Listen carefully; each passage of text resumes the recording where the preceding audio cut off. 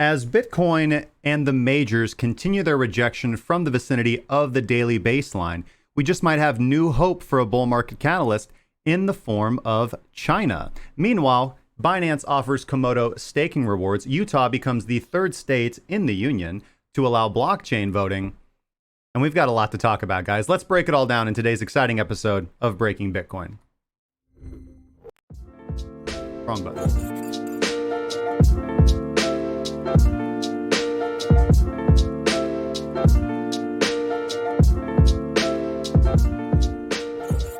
Welcome to Breaking Bitcoin, recorded live in the studio Tuesday, July 23rd, 2019. Foul year of our Lord. My name is Justin Wise, lead analyst and senior mentor at CrackingCryptocurrency.com. Hopefully you guys are doing absolutely fantastic wherever you happen to be tuning in from, and whether you're watching from across YouTube, Twitch, DLive, Facebook Live, or on the Roku app at the Investor News channel. If you guys want to support the show, make sure to subscribe, follow, share, and engage in the live chat.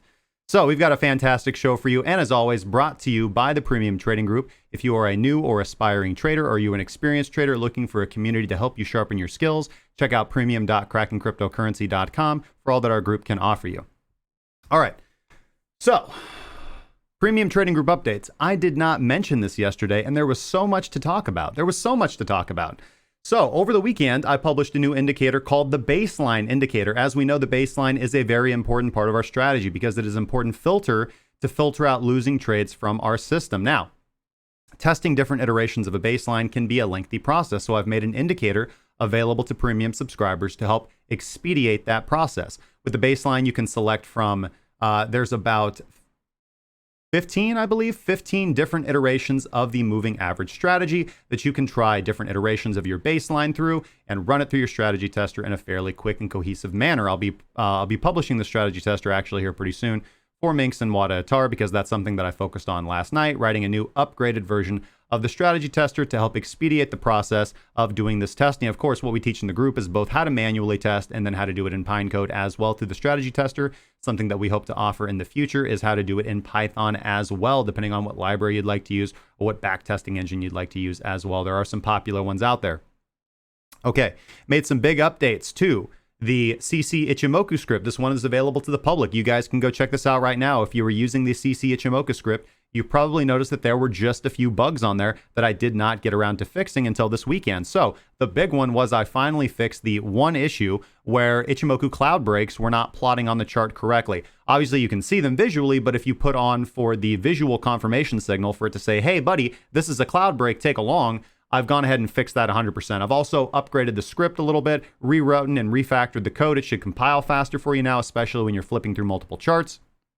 I also added into CC Ichimoku the ability to discriminate between edge-to-edge setups and cloud break setups. So obviously an edge-to-edge setup is when we are piercing into a bearish cloud from below or piercing into a bullish cloud from above. An edge-to-edge setup would be entering a trade based on the close into the cloud, either from above or below, depending on the color of the cloud or the trend of the cloud, and looking to take a trade targeting the other side of the cloud. That's a very popular setup.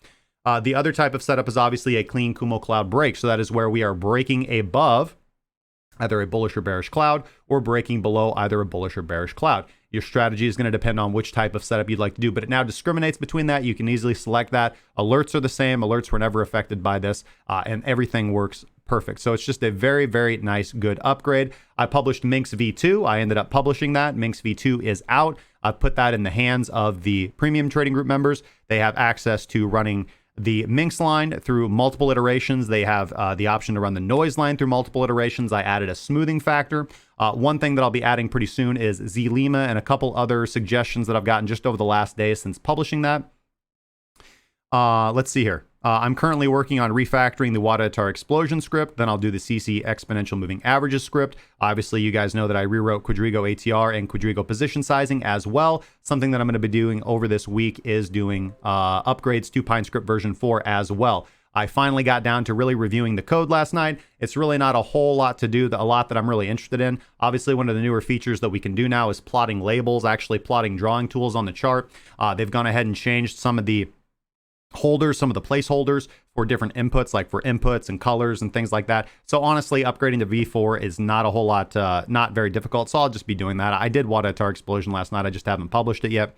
And what I did today, this morning, was I went ahead and shot the next video for the Pathways to Profit course. I'm going to be editing that after the end of the show today and putting that in the hands of the premium members this evening. So looking forward to that. So with that being said, always updates coming out, Some new signals published this morning. Last night, we ended up making about 40%. We took AGI, we took SingularityNet to the upside, entered into AGI last night. I made 42.64% on that trade with my trailing take profit, courtesy of 3 commas. So with that being said, I want to thank our current Discord Nitro boosters. If you guys would like to support our server, we are up to 7 now. We need 10 to get the next level of upgrades to make the server better for everybody. So if you want to support the show and our community and you have Discord Nitro, you can boost our Discord server. We have a special role waiting for you if you do so, and we appreciate your continued support. With that being said, let's start off today's show, as we always do, by giving away some crypto, because we give away crypto on this show every single day.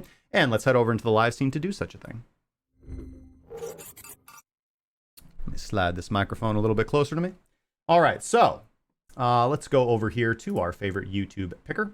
And Ricky Thompson was the winner yesterday. Tipped you 2,000 MMO in the Discord, my good friend. Thank you so much for your continued support. And we're going to do it again today. So we're going to choose a video. And hold on just a second while I pull up yesterday's video. Say hi to the chat while that loads up. User GT, what's going on, my friend? Crypto House, Stephen Hyatt, Cryptonomics, Dan, Morse Code, good to see you guys. And Phil, good to see you over there, my good man.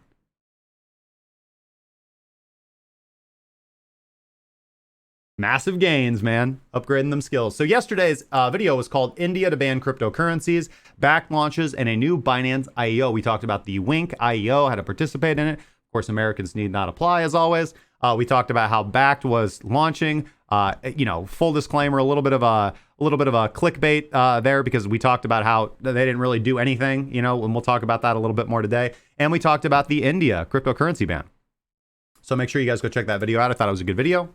Also a little short and concise, but we'll grab the URL and we'll paste it into today's video and we'll load comments. And we've got 12 potential winners for today's giveaway. So best of luck to all of you. Randomly pick a winner here. Well, Cracking Crypto, congratulations, my good sir. You are the winner. Thank you for your... We'll pick another winner. Malicious Upload, you are the winner, my good friend. Thank you so much for your continued support and welcome back, my good friend. It is good to see you, as it was and always is. Get a hold of me in the Discord. You know me very well, 5696, and I will tip you some crypto, my good friend. Congratulations. If you guys would like to participate, we give away crypto every single day. Simply leave a comment when the video is done. If it's a good comment, it will be picked, I guess. If it's a bad comment, because it's random. And if you guys leave a comment, I try to get back to you in 48 hours if it's a good question. So with that being said, let's get right into the charts.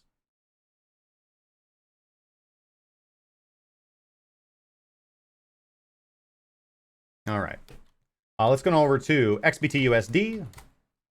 Look at our BitMEX index, and we've got some interesting things happening today.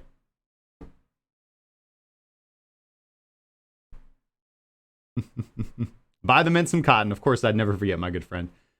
Stu Utz, good to see you guys. All right, so today on the daily time frame, we have another continued slouching of Bitcoin. Bitcoin's still in full ranging mode. So there's a couple different ways to look at this depending on what strategy of trading that you're going to be implying. Now, obviously on the daily, we've got a couple signals coming in yesterday. Actually, we had it on this day, depending on, again, on what initiation you're using. So I want to break this down, look at our different initiators, look at our different indicators here. All right, so RVGI gave you the exit your long-term long if you'd have been holding a long-term long on the 20th of July. All right, so that would have been on the close of this daily candle. Interestingly enough, that was on the exact same day that Wadatar Explosion would have potentially given you a signal, or maybe you took it over here, because now we have Wadatar Explosion rising above a rising explosion level. So we have trend down, which is printing a column above a rising explosion level on the close of the daily candle. And again, Wadatar Explosion as an initiator backtests very, very well. So keep that in mind. And as I said, that is a strategy tester that I'll be publishing very soon. I went through and rewrote it last night in V4, tests very well, all on its own. And again, you can knock off a whole lot of those losses by incorporating this initiator into a PTP strategy that filters out your losing trades. Okay. So anyways, moving on here. So rising explosion level, Wadatar printing a red column yesterday. So if you were using Wadatar explosion as a rising, as your initiator, then again, one would have entered into a short trade yesterday. Plus on top of the fact that we rejected from the daily baseline, where we are always looking for our reversal baseline bounce reversal trade. That's the only type of reversals that are authorized in the PTP structure. And again, that trade would have been set up for us over here on this candle, actually coming in on the 19th. And most likely you would still be writing that. Now, RVGI was crossed up at the time, so you're not going to be able to use that as an exit indicator because it's already crossed up to the upside. So again, you can only use a good exit indicator if it's going to be a line cross indicator if it is already crossed in the direction that you're trading, because then you're going to have a metric for it to cross back. If you're trying to take a trade that is somewhat outside of your structure or outside of RVGI, as I've explained it and displayed it on stream, you're going to have to pick something different, because if RVGI is already crossed up to the upside and you're looking to take a short, well, when it crosses again, it's just going to confirm your trade to the short side. Ideally, you want your exit indicator to be already confirming the direction that you're going in, because your exit indicator should have picked up on the reversal before your trending indicator told you to take the movement to the downside or to the upside, whichever direction that you're trying to trade. We do have a continuation short coming in today on Mynx. So again, should the daily candle close the way that it is, we will be getting a continuation signal short from Mynx. We've got one thing that I do want to point out is we have the volume price confirmation indicator, which I've been talking about. I talked about it yesterday. I'm going to talk about it a little bit more today. We're going to go look at the settings, and we have the Fisher applied as always. So one thing that's very interesting about this, and the more I continue to research this indicator and how good of signals it gets, when we are in a bearish trend and the VPCI is falling, what that indicates is that there's really little enthusiasm to change the direction of the market, right? Again, where do you see volume come into the market? You see volume come into the market often at the beginning or at the end of a trend. You need volume to initiate a strong trend, and you need volume to end a strong trend. And when a trend persists on low volume, often that is a good sign the price will continue in the direction of the underlying trend, because that means in an uptrend, there is enough fuel, there was enough volume coming in the beginning. Ideally, now when it comes to VP, let's talk about base volume. When you see a trend that was initiated by strong volume and continuing moving upwards on low volume, that is typically a bullish sign. That means that there is not enough volume to initiate a selling climax or a buying climax in this particular situation, where you've got all the late stage buyers that are FOMOing in at the top. And then that is the opportunity that larger investors are going to utilize to sell their positions, because they need liquidity to offset without moving the market significantly and incurring slippage. So that is when larger traders will sell. The market typically moves down after that, and we enter into a bearish trend or into consolidation until we see the next thrust of volume. And typically the market is going to move and continue moving overall in the direction which volume is pushing it. That's why volume is very important to a trend. In the context of VPCI, on the other hand, the way this indicator works is when you are in a bearish trend, when price is moving down on average, and you have a rising VPCI, not only is that bearish, also a falling trend is also bearish, okay? I've looked at this a lot of different ways, and there's lots of opinions on this, right? So again, my knowledge on this will continue to grow as I continue to experiment with this indicator. I've yet to run it through the ringer. I just think it's interesting to display on stream, and I think it's interesting what it can do, especially with the filters that I've applied to this indicator so far. You can go mess around with VPCI. It is on TradingView. Lazy Bear has a fantastic indication. This is a custom version that was given to me, and I've added a few things to it overnight and played around with the settings a little bit. But again, it hasn't been run through the full ringer of PTP. But I think this is going to be a fantastic volume indicator that might even allow me to replace the volume indicator that I was using on MT5.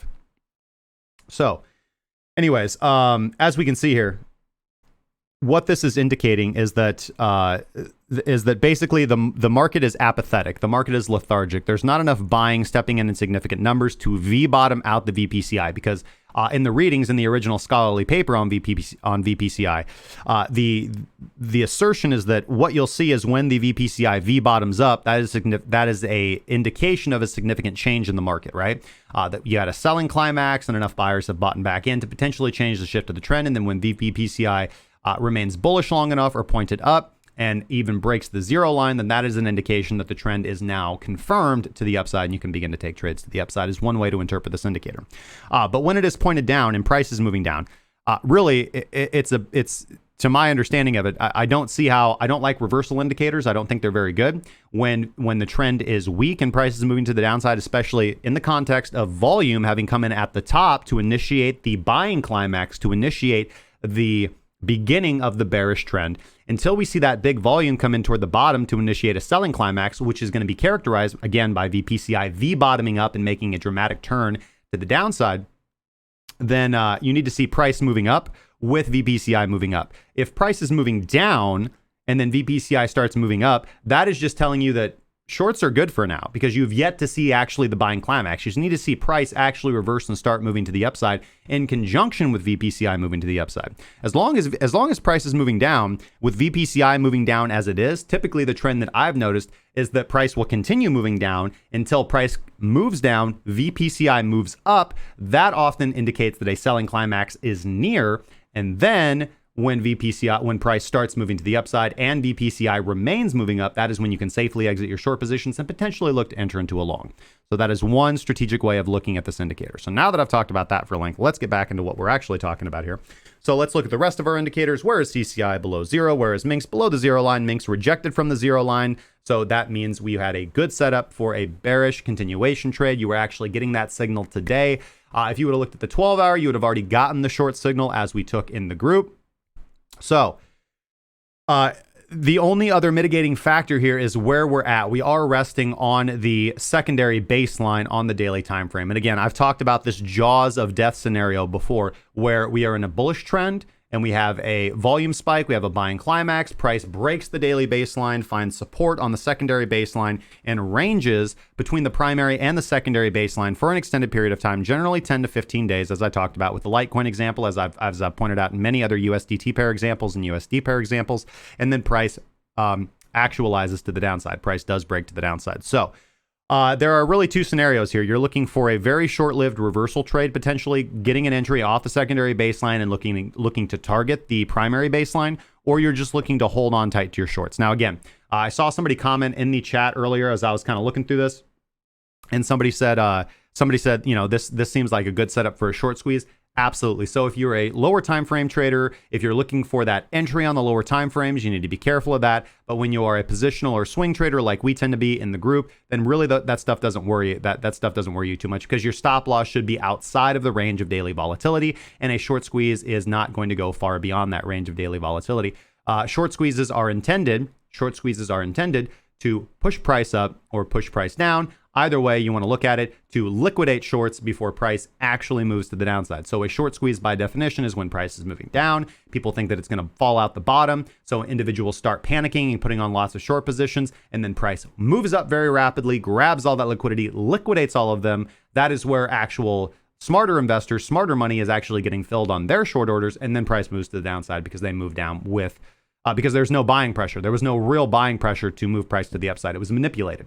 Individuals market bought a whole lot to trigger stop losses of other retail traders to fill their much significantly larger sell limit orders that were placed at logical stop placements, logical stop loss placements. So just be aware of that. But again, when you're a positional trader and when you trade on the higher time frames, you don't really have to worry about that stuff. Everybody trades like the only way to trade is like quick, 15 monitors going at once. No, you just determine the underlying trend and you trade in that direction. That's it.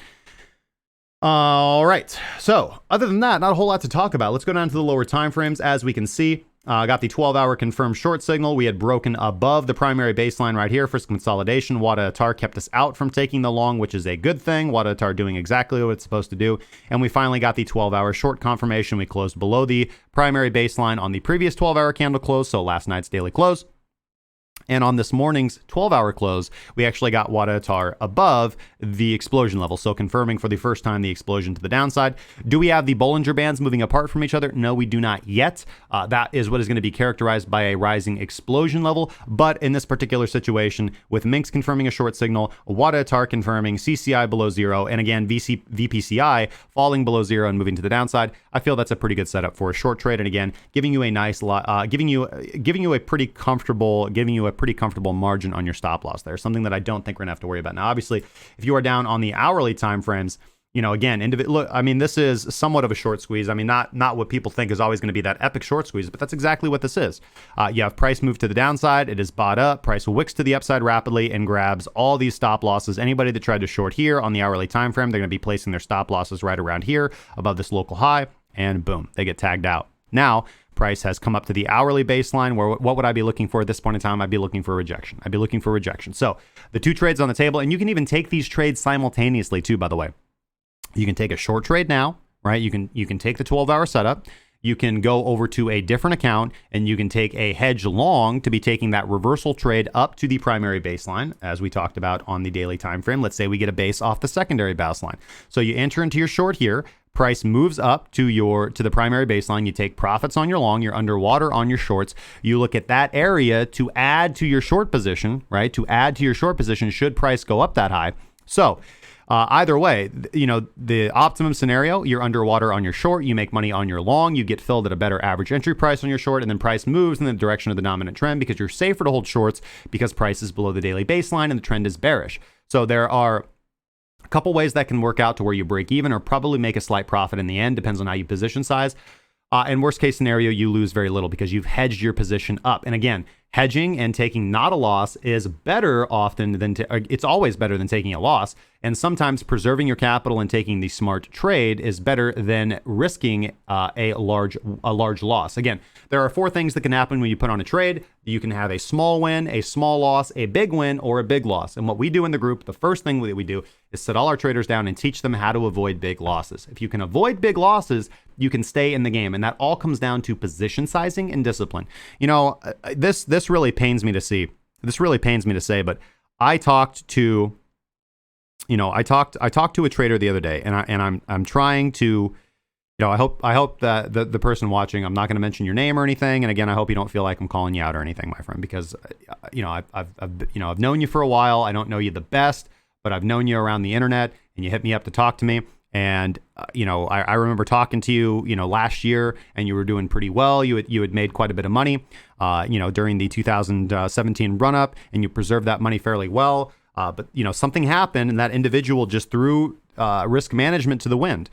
And through our conversation that's been going on for the last couple of days, that individual, the way he characterized it is, he's basically lost all the money that he had in crypto due to over leveraging on BitMEX. And there's absolutely no reason for that, and this is an individual I've tried to talk to. I'm like, hey, would you be interested in learning from one of our educational videos, how to properly position size? If you join the group, we'll give you the trading calculator and the trading journal. Even if you've decided it's not for you, at least you'll have learned the skills to mitigate this problem. Because he would hit me up. He's like, man, I just had a big win. And then he would have successive big losses in a row. And those big losses would absolutely wipe away the big wins and put his account balance overall in the negative, because he had some big wins and he thought, he was doing stuff, but he didn't deserve those wins because he got lucky, right? And it's the strategy, it's the overall strategy that determines if you're profitable. Everybody, I'm going to use colloquial terms. Everybody can come up on a lick on a trade, right? Get a big win and think that, man, I'm on top of the world and I know what I'm doing. But if you're not position sizing properly, those big losses are just going to come around eventually, because they happen. Like, I went on a losing streak the first week of July. And now, just now, I was back in the green earlier. But if you look at the tracking sheet, you can see that we're now tracking wise back in the green. But again, position sizing wise, I was back in the green the second week of July. But again, that losing streak the first week of July, if I wouldn't have been position sizing appropriately, or if I would have felt the need to try to claw back my capital because I just lost a pretty sizable chunk of money actually, then I would have been in a bad spot. But I didn't. I did not increase my risk. I remained doing the exact same thing that I've done for years. And again, the market turned in my favor and I made money. And now, I'm closing out July, as I've closed out every month for quite a while, in the green, in the positive, even after a losing streak, due to proper position sizing, patience, discipline, and strategy. That is it. So listen, guys, the threat out there, the reality is real. So many people, I know what it feels like. So many of you, I know what it feels like to run into a losing streak and empty your account or take a huge gouge out of your account. And and what I always say, it's always the same thing, man. It's just position sizing. And it's playing the long game. It's having a long-term mentality on your trading. If you are not a consistently profitable trader, then you need to adopt a strategy that makes you a consistently profitable trader. And that's all we try to do in the group, is make people consistently profitable traders, teach them the strategies that they need to become consistently profitable traders, and give them the tools that they need to help expedite that process. And once you have that mind, then that's why you should, not trade with a whole lot of money until you understand, until you have the results on paper that show you are a consistently profitable trader. And then you go to the market and you try that with live capital, small capital. And then you determine that, wow, the strategy works in real time. And then you can start position sizing appropriately based upon your account balance. That is how success comes. That is how success comes. It comes with patience, discipline. But so many people I know want to join signal groups and think that the analysis is going to be so amazing and they're just going to go all in on a couple trades and make a lick. They're looking for scalps. When people say they're looking for scalps, what that really means is they're looking for short-term opportunities to make a lot of money. Those don't exist. Those don't exist, not in a sustainable, reliable fashion, right? Now, that's not to say you can't be trading the 15-minute time frame scalping, right? But again, when I traded E-mini futures, every single day, on average, I would lose 60% of my trades. Every single day, I would lose 60% of my trades. I won 40% of my trades for a long time trading the E-mini futures, and I was trading professionally. And I still made money. Why? Because of position sizing, right? So, win-to-loss ratio and percent profitability was actually not that great because I was losing 6 out of 10 of my trades. But because when I would, but if you actually look at the P&L, if you actually look at the dollars lost versus dollars gained, when I would take a loss, I would mitigate the loss because of my multiple stop loss strategy, and I would maximize the gain because I let my winners run. So when it would all wash out, when I would average out at the end of the month, I would have made quite a bit of money. So again, you have to have the mental discipline and understand that real trading comes with a big basket of losses. Right? There are months I have a 70% hit rate. There are months I have an 80% hit rate, but there's months I have a 40% hit rate. Right? It's all about the position sizing and about reducing your losses and maximizing your wins. That's all that matters. There's no magical analyst out there. There's no magical indicator. There's no magical strategy that's going to make you win all the time, because there's never going to be a good enough trade for you to be able to say, I'm confident going all in on this trade. You'll never hear me say that because there's not. Every single trade is 50-50. Every single trade is 50-50. It's a coin flip. What you can affect is the statistical ability of you. You can influence the average over a series of trades. That is what you can influence with your strategy. There's nobody will ever be able to tell me. Doesn't matter who they are. Doesn't matter if they're Nikola Tesla. It doesn't matter if they're the best trader in the world or the worst trader in the world. If you ever hear the statement, man, I am 100% confident on this trade, I'm all in.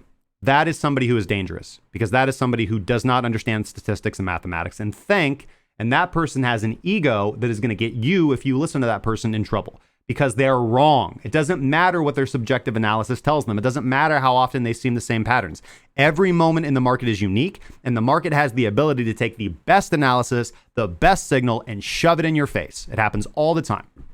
And you have to be prepared to deal with that, not only emotionally, but strategically, by having a strategy that accounts for that and allows you to succeed in spite of the nature of the market. In fact, because of the nature of the market.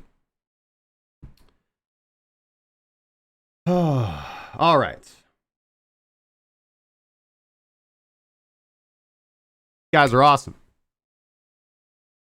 As we always do, like long expounded rants. I think I'm going to cut that. Scott, if you're watching, I hope you are, man. Hopefully note a timestamp for when I just started ranting about that. We're going to cut that. That's going to be a good upload for the Trading Crypto 101 section. Emotional discipline and strategical advantage. What time is it? 33:24. About how long did I start talking about that?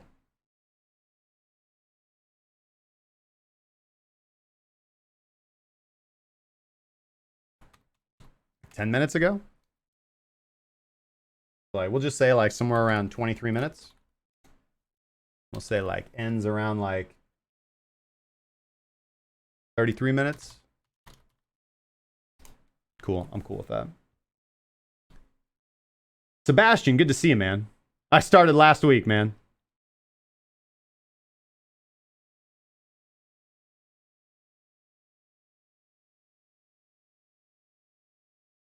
Tom S says, good stops, discipline, and execution will keep those losses small. That's absolutely right, man.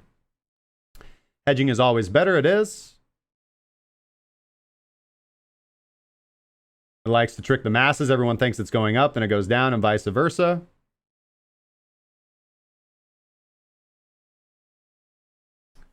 When I say falls outside of the daily range, what do you mean exactly? Outside of the daily candles or outside of the range of candles? Outside of average volatility. So ATR is a measure of volatility. And what true range is the distance between the high and the low. What average true range is figuring out what is the average of that distance between the high and the low over a look back period. So ATR is one of the most powerful indicators because it tells you on average how far the distance is from high to low. So that's why closing basis doesn't really matter. What matters is the range of volatility. So yeah, the range of candles.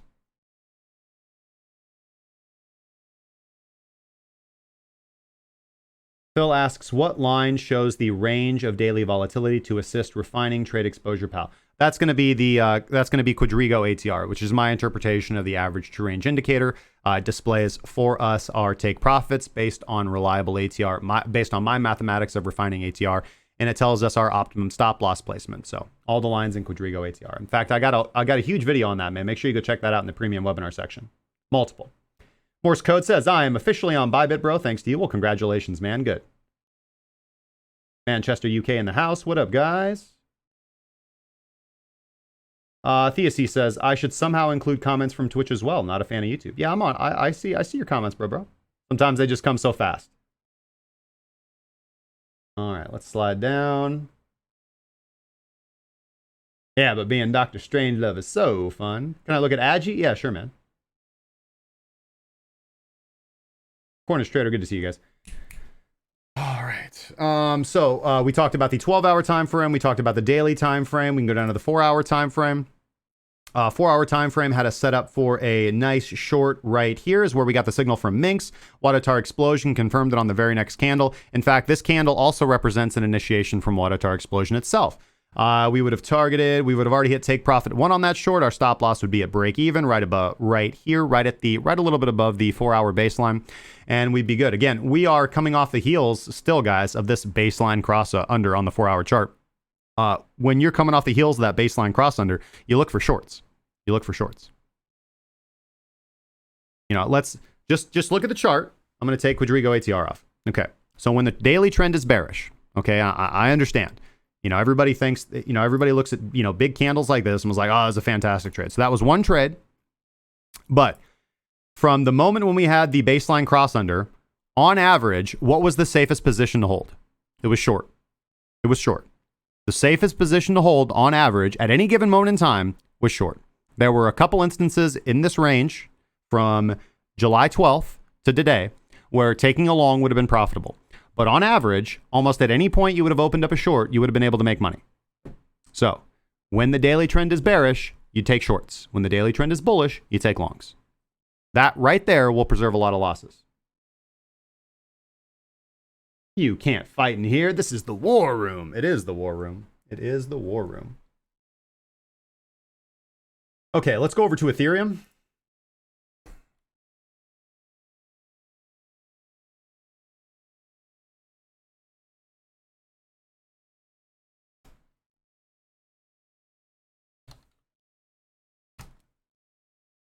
Let's go over to Ethereum. And again, very, very similar. I mean, the same kind of sluggish, laggard performance from Ethereum. I talked about Ethereum being a laggard yesterday and how we could use that as a leading indicator on Bitcoin. And again, Ethereum doing the same thing as Bitcoin, not moving to the downside with as much volatility. The more profitable trade was in Bitcoin today. But, and again, we talked about this. Ethereum unable to make it up to, I mean, if we look at what Bitcoin did, Bitcoin made it all the way back up to the daily baseline and the tertiary baseline. Ethereum did not. Ethereum failed well before the daily baseline. This is a sign of weakness to me. This is an underlying sign of weakness to me. Wadatar Explosion gave us the short signal right here on the daily time frame. Let's see here. And would still actually have us in that short trade. We have not yet printed a bar below the explosion level. Mynx set us up for the short trade on the exact same candles. That was a beautiful confirmation short on Ethereum to the downside, breaking below the daily baseline. RVGI did cross to the upside right here. What settings do we have? I think we have it on 10 for the stream. Yep. So if you were using RVGI as your exit indicator, you would have been exiting here. And that was still a fantastic short trade right there. So entry right here on the close of this daily candle and exiting right here. That's a 16 to 17% trade. So fantastic. Fantastic. And if you would have held it open or maybe just, moved your trailing stop loss down, maybe a little bit above your daily baseline, then you would have locked in a little bit more profit so far as yet. Continuation short signal coming up on Mynx today. If we take a look at what VPCI is doing. Again, kind of the same thing. So we talked about this earlier. We just talked about this with VPCI. So we see VPCI moving to the downside, right? Looking for that kind of climaxing. But again, you can see how far did price fall with a bearish trend and rising VPCI. Again, one could argue that this was just VPCI catching up with price.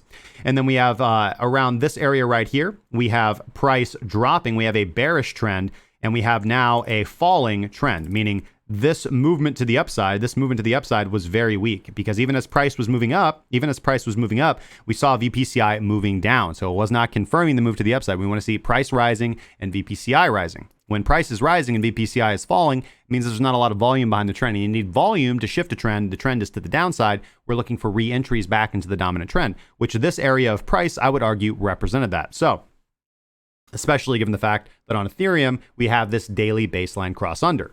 We had that actually right on this candle, on the very same candle. And as I've talked about before, everybody tries to short death crosses and everybody tries to buy or go long golden crosses. And you should generally do the exact opposite. Statistically, if you go back and test on Bitcoin daily crosses, daily golden crosses and daily death crosses, if you would have longed almost every time you had a death cross and shorted every time you got a golden cross, you would have made money, I think, 80% of the time. I've got an analysis on TradingView. You guys can go check that out. It's a published idea is what they call them over there on TradingView.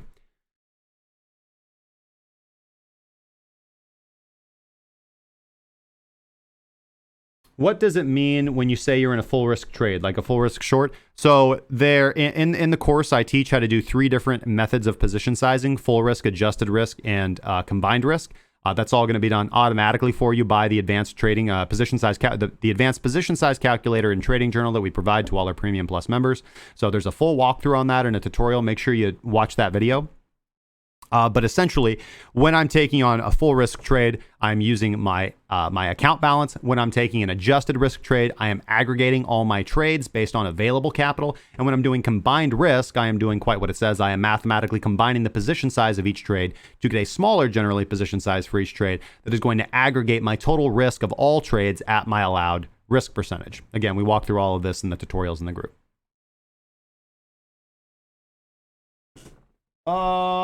Chuetna. Okay.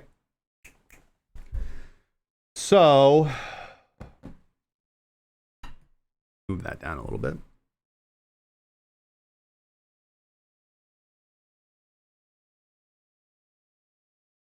That's about it, guys. Daily continuation short signal. Let's go to the Midwest Attempts. Thanks so much for the comment on YouTube over there, my friend. Let's go over to the 12-hour. The 12-hour is mostly kept us out of trades right here. We can see that Wada-Atar explosion is very weak right now, not giving us any confirmation signals. We did get the primary short signal from Wada-Atar right here, and then the Mynx short trade, actually one candle later on the 12-hour. Nothing to do right now. Obviously, the trend is bearish, so looking for that reversal trade off of the daily baseline. You'd already be in a good amount of profit right now. On the 4-hour chart, we do get confirmation to take a short trade on this candle. Wada-Atar explosion is not confirmed, but we do get it over here, and now we are in a profitable 4-hour trade. We have the all baselines curving down, and again, we're coming off the heels of that baseline cross under on the 4-hour chart right here. So don't see any longs to take. I only look for continuations or reentries back into shorts until things significantly change on the daily time frame. And again, you have to understand that if price pumps up here to the daily baseline and then crosses above and we get long signals, guess what? That's not the movement from below the baseline back up to the baseline is not my trade. I look for the trade in the direction above the daily baseline or below the daily baseline. I only look to take dominant trades that way. Does that mean that I'm going to miss out on reversal trades? Yeah. Does that mean that I'm going to come on stream and talk about, well, we've got this support and this support and this support and this support and this support. So if we draw this Fibonacci here and this Fib spiral, I'm not going to do that, man. I'm not going to do that on stream. I mean, I'll talk about it from time to time because that is a valid method of analysis. But again, it plays no part in my daily strategy. It plays no part in our primary strategy. That stuff does not backtest well. Just objectively, it doesn't backtest well. It's too subjective.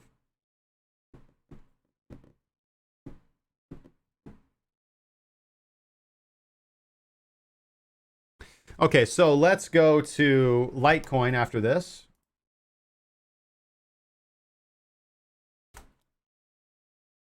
Litecoin, very similar here to both Bitcoin and Ethereum. Price popping back up to the daily baseline and rejecting. We are coming off the heels of a daily baseline cross under. We are coming off the heels of multiple short full risk short trades on Litecoin to the downside. Really honestly, I'm chomping at the bit for them to add Litecoin to ByBit. I cannot wait until they add Litecoin to ByBit. But more importantly, I can't wait until they add CoinSwap, and that'll make things much easier for me. But again, ByBit's customer service keeps me on that platform, and I will continue to stay on that platform very patiently for that main reason. So again, I don't really see any longs to be taking. I mean, the reentry was right there. We do have confirmation for a short trade on the close of today's daily candle on Litecoin USD. We have a trending short trade where price is below the daily baseline, comes back up. We get a short signal right here, and we get the confirmation of it right here. Or excuse me, from Wadatar Explosion right here if the daily closes the way that it is. Going down to the 12-hour, let's see here. We had a losing long trade. Maybe we made some money on that. Price did pop up. I doubt it. I doubt that's a winner. Let's see how good we are.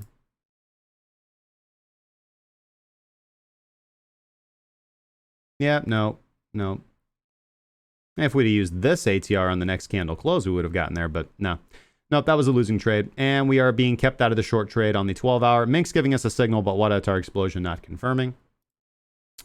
On the 4-hour, we did get a nice juicy short signal right here, and that is playing out quite well. On the 4-hour time frame, let's go short. 4-hour time frame, getting a nice short signal with Wadatar Explosion and hitting 2 of 3 take profits so far. Stop loss at base leaving or being trailed right now. And we've got a third take profit down here around 82.78, which would be our third target to the downside. Looking over at Litecoin Bitcoin. Starting off on the daily as we do. I don't see anything here. Nothing that jumps out of me. Let's see here. Losing long trade right here. But again, we wouldn't have taken this trade because price closed below the baseline when we got the long signal. Yeah, I don't really see anything that we would have done here. Honestly, daily baseline, looking for that reversal baseline trade off of the daily baseline. Wadatar Explosion is not confirming a short trade on Litecoin Bitcoin yet on the daily. Let's go to the 12-hour. No confirmation on the 12-hour. On the 4-hour, we would have gotten a nice juicy trade right here. Got the short signal on the previous candle from Mynx. Wadatar confirming on the next trade. Big movement down, coming back up. Probably hit our first take profit on that move to the downside. Yeah, so we enter the trade here. Big movement to the downside. Price comes back up. Most likely hits our stop at break even. Short, quick profit, and then a continuation short. Actually, we did just get a continuation short on the previous 4-hour candle close. So, and everything is confirming. We have a rising explosion level and a bearish Wadatar, CCI below 0, and VPCI rising to the downside. So we are looking for that kind of V bottom on VPCI, but we haven't seen it yet. And we don't get concerned until we see that V bottom. All right, something we're going to start looking at. BINBA USDT. Let's look at the daily. Look at the daily. We had price consolidating in between the jaws of death, between the secondary baseline and the primary baseline, before on this daily candle actualizing to the downside. Again, now that we've got that, now that we've got the Wink launchpad opening up, starting tomorrow actually. Keep in mind that snapshots are going to be bought up.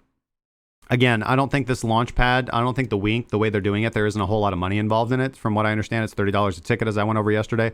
So I feel like there's going to be less bullish impetus here for this movement. But again, it's been a strategy that's worked a whole bunch, so you give it a try. Look for those periods of volatility about an hour before the daily candle close. And I would recommend that if you're not going to be participating in the Wink IEO, i.e. you're not holding the BNB to get the snapshot, just from a trading perspective, I think that a good strategy would be to buy some BNB when it's cheap, and then wait for it to rise during the hour up to the daily candle close. And then you want to sell it before the daily candle close, because as soon as the snapshot is over, most likely people that just bought BNB to qualify for the snapshot are going to dump it, right? So you want to be the first seller in a movement to the downside.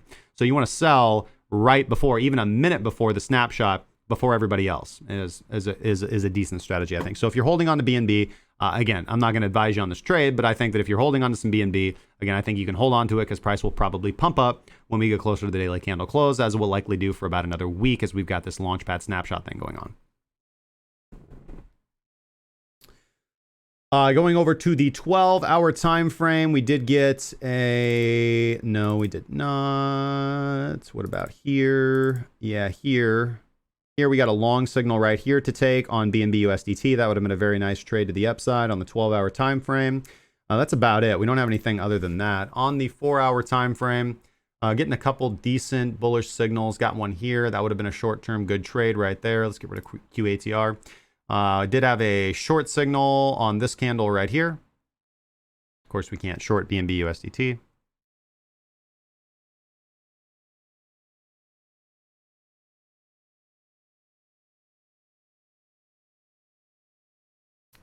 ByBit does not accept US customers. What exchange other than Binance would be a good alternative? Coinbase, but they don't have a lot of options. Wabi Pro allows US traders. Bittrex allows US traders. Poloniex, but again, Poloniex is going to be moving a lot of their exchange. Circle Pay is not going to be operating in the United States anymore. They just said they're going to be moving a lot of their operation to the Bahamas, so the legality on that and the availability to United States customers is a little up in the air. I would expect that they will probably go the way of Binance, but again, I don't think they have as much. Well, I mean, one would argue that they have enough investor capital, but Circle Pay, now that they own Poloniex, it's not like Binance. Binance is self-funded. They're their own operation. They can pretty much do whatever they want. Whereas with Circle Pay, it's like investors own them and they got to get approvals and they've got to write projects and get, it's all this regulation. So Kraken is available to United States customers. Or, there's lots of options that you can do. If you've got enough sizable capital, go incorporate somewhere across seas and then you can trade on these exchanges, no problem. Or, use a VPN.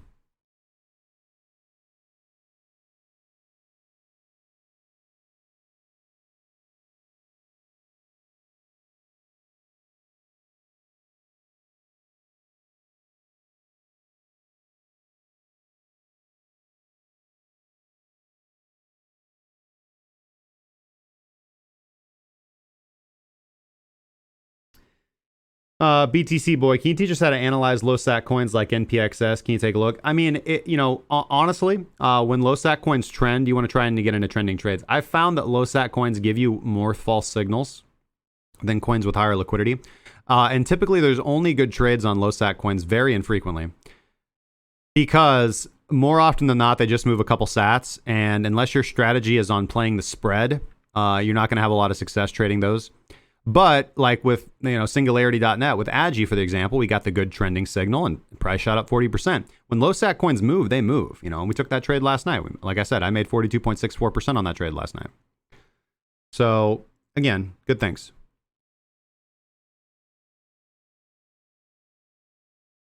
You're on Twitch, coming at you live. Oh no, malicious upload.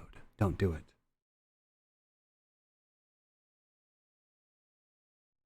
Malicious upload coming at me live from the revolution. Malta is the spot to be. How does we confirm a trade, long or short?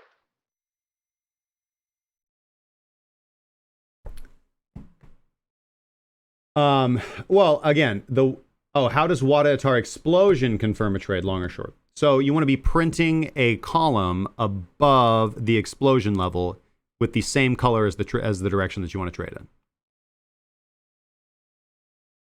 Did I end up checking out Tixel, Justin? No, I've got it written down here. I just did not have time yesterday.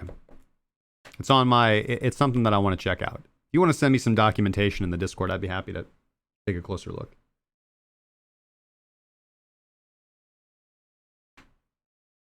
Okay. Nick is killing me. I think I gotta drop this chair down. There we go. Now I don't have to sit so weird. I can actually kind of relax a little bit. All right, so let's take a closer look at what we got going on here. All right, Litecoin, we looked at BNB. I don't think there's any need to look at the fundamentals today because nothing significantly has changed. So let's go to our Forex trading and do our Forex analysis, and then we'll take a break. We'll come back, we'll look at the news, and we'll take your user-submitted chart requests.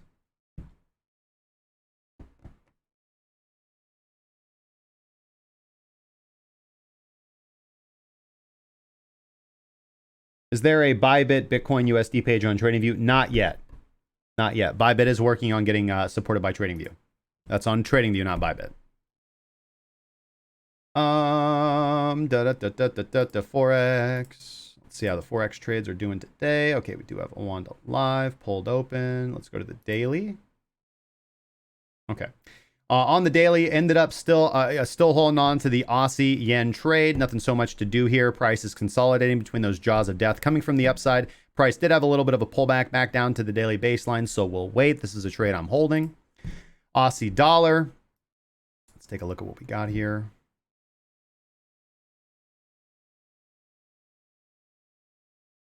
Nothing to do on the Aussie dollar. Depending on where price closes, we might have that reversal baseline bounce. Or, of course, if you already got filled on it, it's always a potential. Canadian Swissy, pretty steep movement to the downside. We would have had a good short signal here. Price pulling back down to the secondary baseline. Nothing to do yet. Again, be looking to re-enter into a short. The Canadian yen, short on the Canadian yen, and just a couple little baby pips of drawdown again on this movement to the downside. Got in short here, price moved down. I've still got quite a bit of ways to go till I hit my limit order. Again, the way that I trade, these trades stay open for quite a while. Very patient to wait and let the trade actualize. Swissy yen moving closer and closer to my take profit. Still got a bit of a ways to go, but again, in profit on it. Euro Aussie did set us up for a nice continuation short trade on this candle. That was the 11th of July, day that I couldn't trade. Hurrah. Seems like that day set up a whole lot of trades, but anyways, moving on.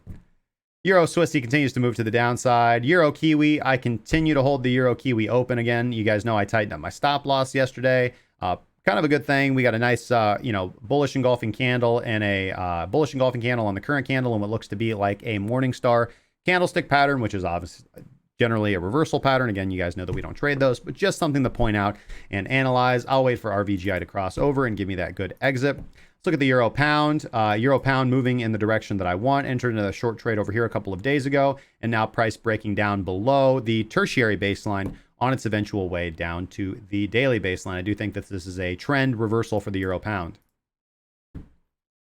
Euro Yen, nothing to do yet on the Euro Yen. Again, we got this nice expansion short signal from Wadatar Explosion, doing us very nicely. We actually got the short trade, the short signal a little earlier. I actually took this short-term trade on the Euro Yen, but did not hold the trade open for the continued movement to the downside. I got this continuation short signal, no new signal yet. Actually, this would have been a short signal yesterday. Continuation short signal yesterday on the euro dollar. So we could have taken that short on the euro dollar yesterday. Pound Kiwi, nothing to do on the Pound Kiwi. Pound CAD, nothing to do on the Pound CAD. Pound Swissy, there's nothing here. Pound Yen, nothing. Pound Dollar, nothing. Continuation short signal on today's daily close. Wadatar is pretty neutral. CCI is below zero. Maybe half risk on that one. Kiwi Dollar, big movement back down to the daily baseline. Let's see where we go from here. That's a no trade zone. Kiwi Cat, oh, I just gave back so many pips. That's totally fine. Ended up taking some good profit on the way to the upside. RVGI still hasn't crossed over, so we'll be looking for this recovery bounce a little bit off the secondary baseline. Or, again, I've already taken 50% profit, so either way, the trade is profitable. We will run that risk to let price run up a couple another 100 pips.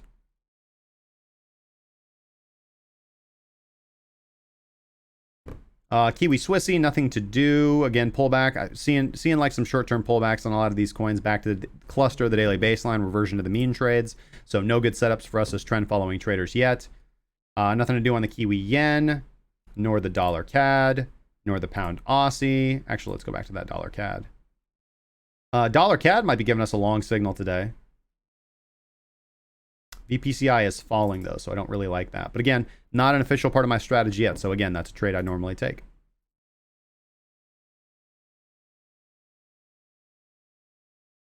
Let's get rid of the Dollar Yen. Aussie CAD.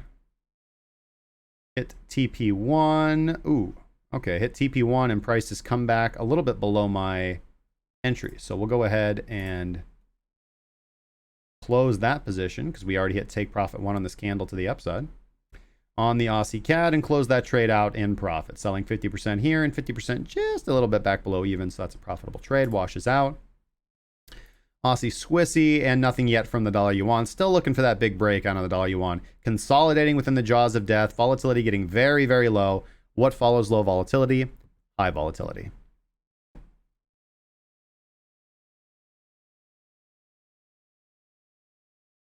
All right, so that's Forex for us today. Let me know if you guys have any requests, if you guys are putting on any positions in the Forex markets.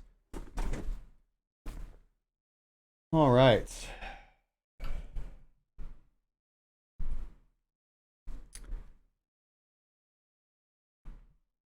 Take it easy, Malicious. Good to see you, man.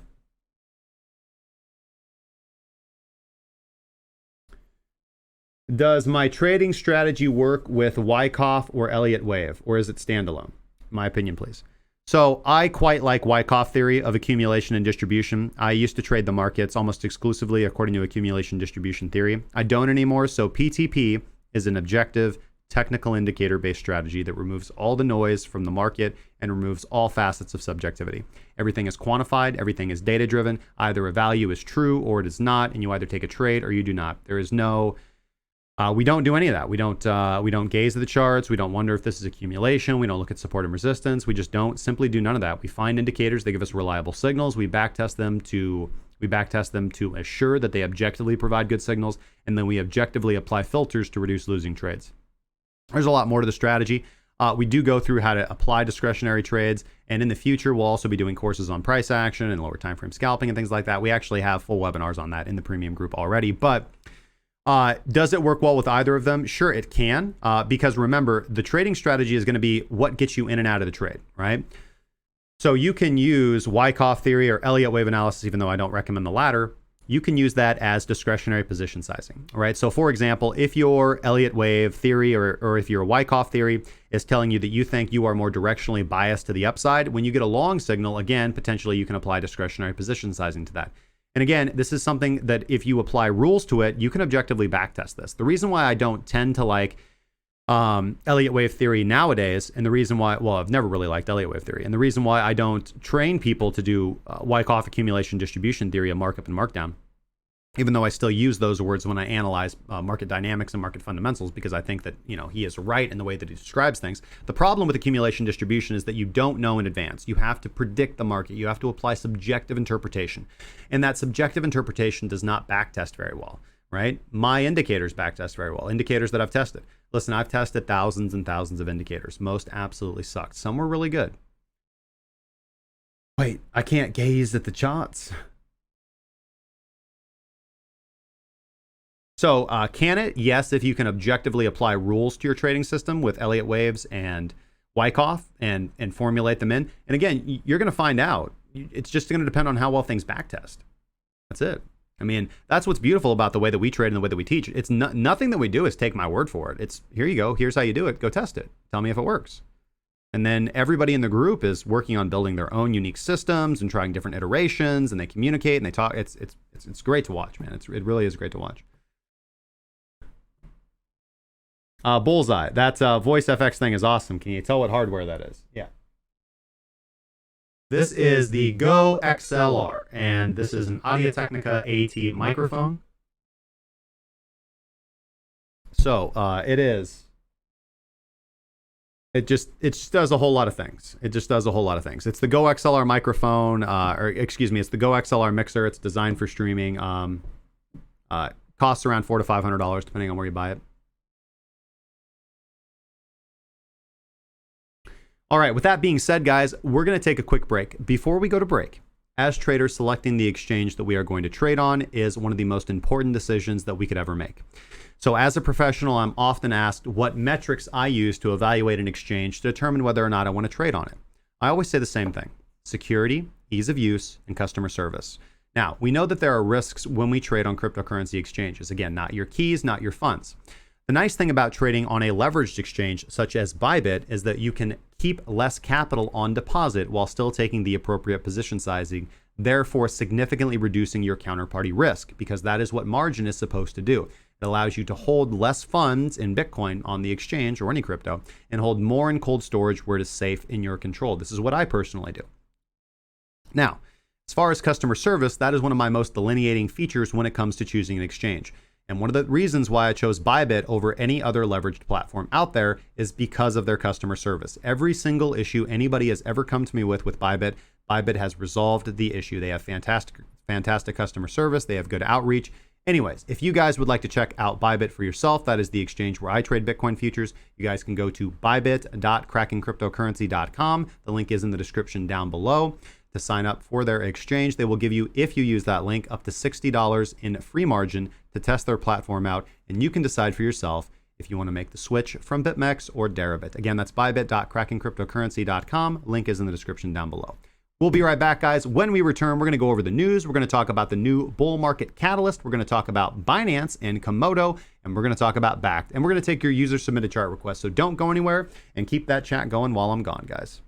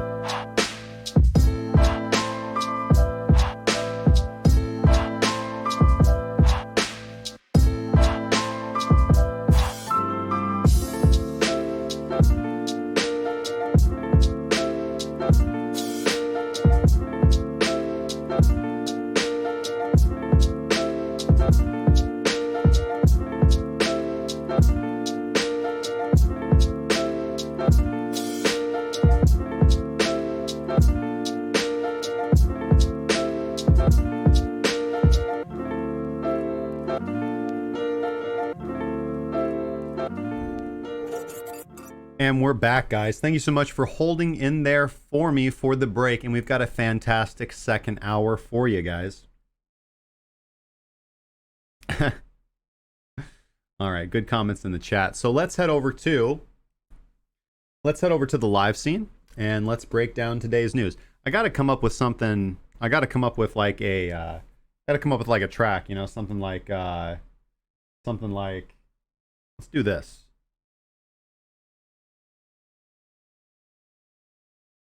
Let's do something like, and now let's go over to the news with Today in Bitcoin. All right, does that sound good? Today in Bitcoin. That'll work, right? All right, so let's try that. Let's go over to the news with Today in Bitcoin. Okay. We try to have fun, guys.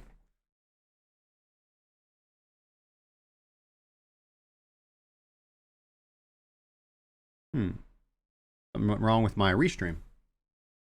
I don't know if you guys can still see me all right.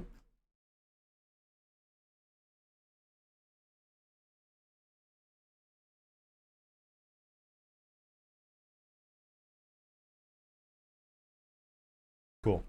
Hopefully you guys can hear me all right. Because my restream bot stopped working and for some reason Twitch is going crazy. Could just be my computer.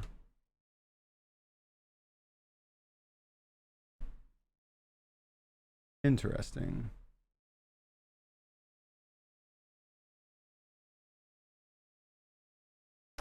Well, we'll just cross our fingers that everything's good. Yeah, something's weird on my laptop over here.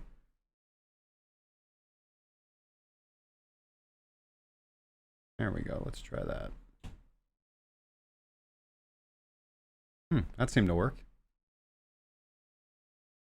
We're getting there to the news, guys. I promise. As soon as I'm sure that I can see y'all. Boom! All right, cool. Well, let's see if I can't get that restream thing working. Again.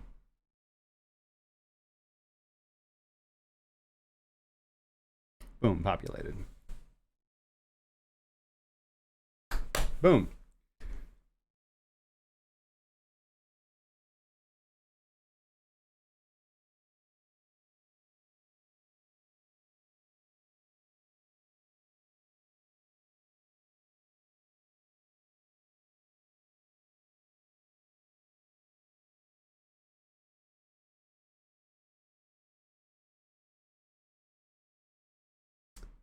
Thanks for giving us your insight every day, man, and helping us to become better traders. Can you tell us more about your mentors?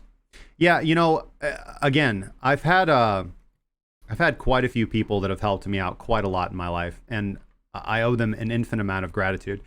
The majority of those individuals prefer not to be named on my stream. They're kind of people like that, but they know who they are, and a huge indebted servant, you know, a huge shout out to them. They know it every day. They're the people that I talk to on a daily basis. But I will say this, and some of the more significant individuals have passed away. But to break down to the people that I know that I can mention on air, I'll say this. Let's actually flip over to Bitcoin's chart while we're talking about this for just a moment.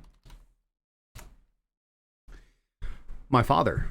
My father, who's still alive. I've talked about him before on stream. There was a few weeks there where my shows were a little. Sometimes we did a show, sometimes we didn't, and that's because my father recently had heart surgery, and I was there for him for that. And I'm very, very glad that I'm in a situation where I can, where I work for myself and where I'm self-employed and where I'm financially stable and financially free. That I was able to be there for him and help him out through that, which I still am doing. And, he's a good man, and, he raised me right. And we don't agree on a whole lot of things. He's not very good with technology, and he doesn't really understand investment.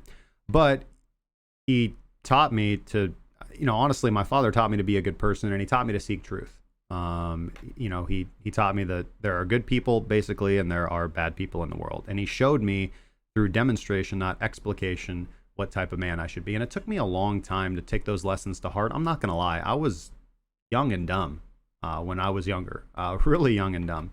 It wasn't until I was in my, I don't know, one can say that I started to become more financially smarter in my young 20s. Yes, but my mentality and my behavior wasn't until I want to say in my mid 20s when I really started significantly changing my life and how I treat other people and things of that nature.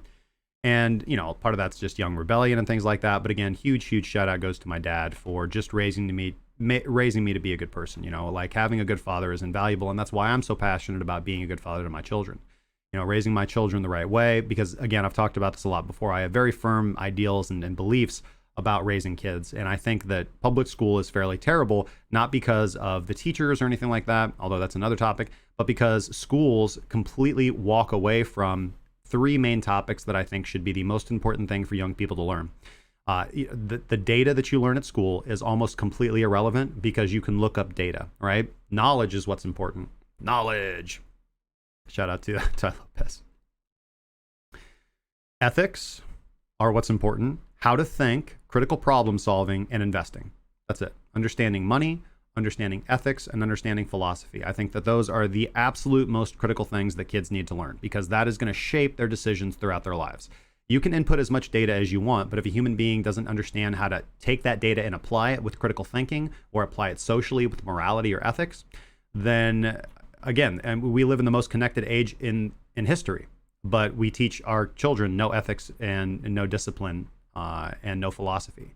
And this is why kids, for the most part, this is why so many people are so disillusioned with the millennial generation and the younger generation because they don't seem to stand for much because they don't. They haven't been taught to stand for a lot. Now, again, that's a very broad overgeneralization, but again, it is a trend that I notice and something that I'm very concerned about, and that's why I'm dedicated to raising my kids differently and why I try to influence people in my life differently.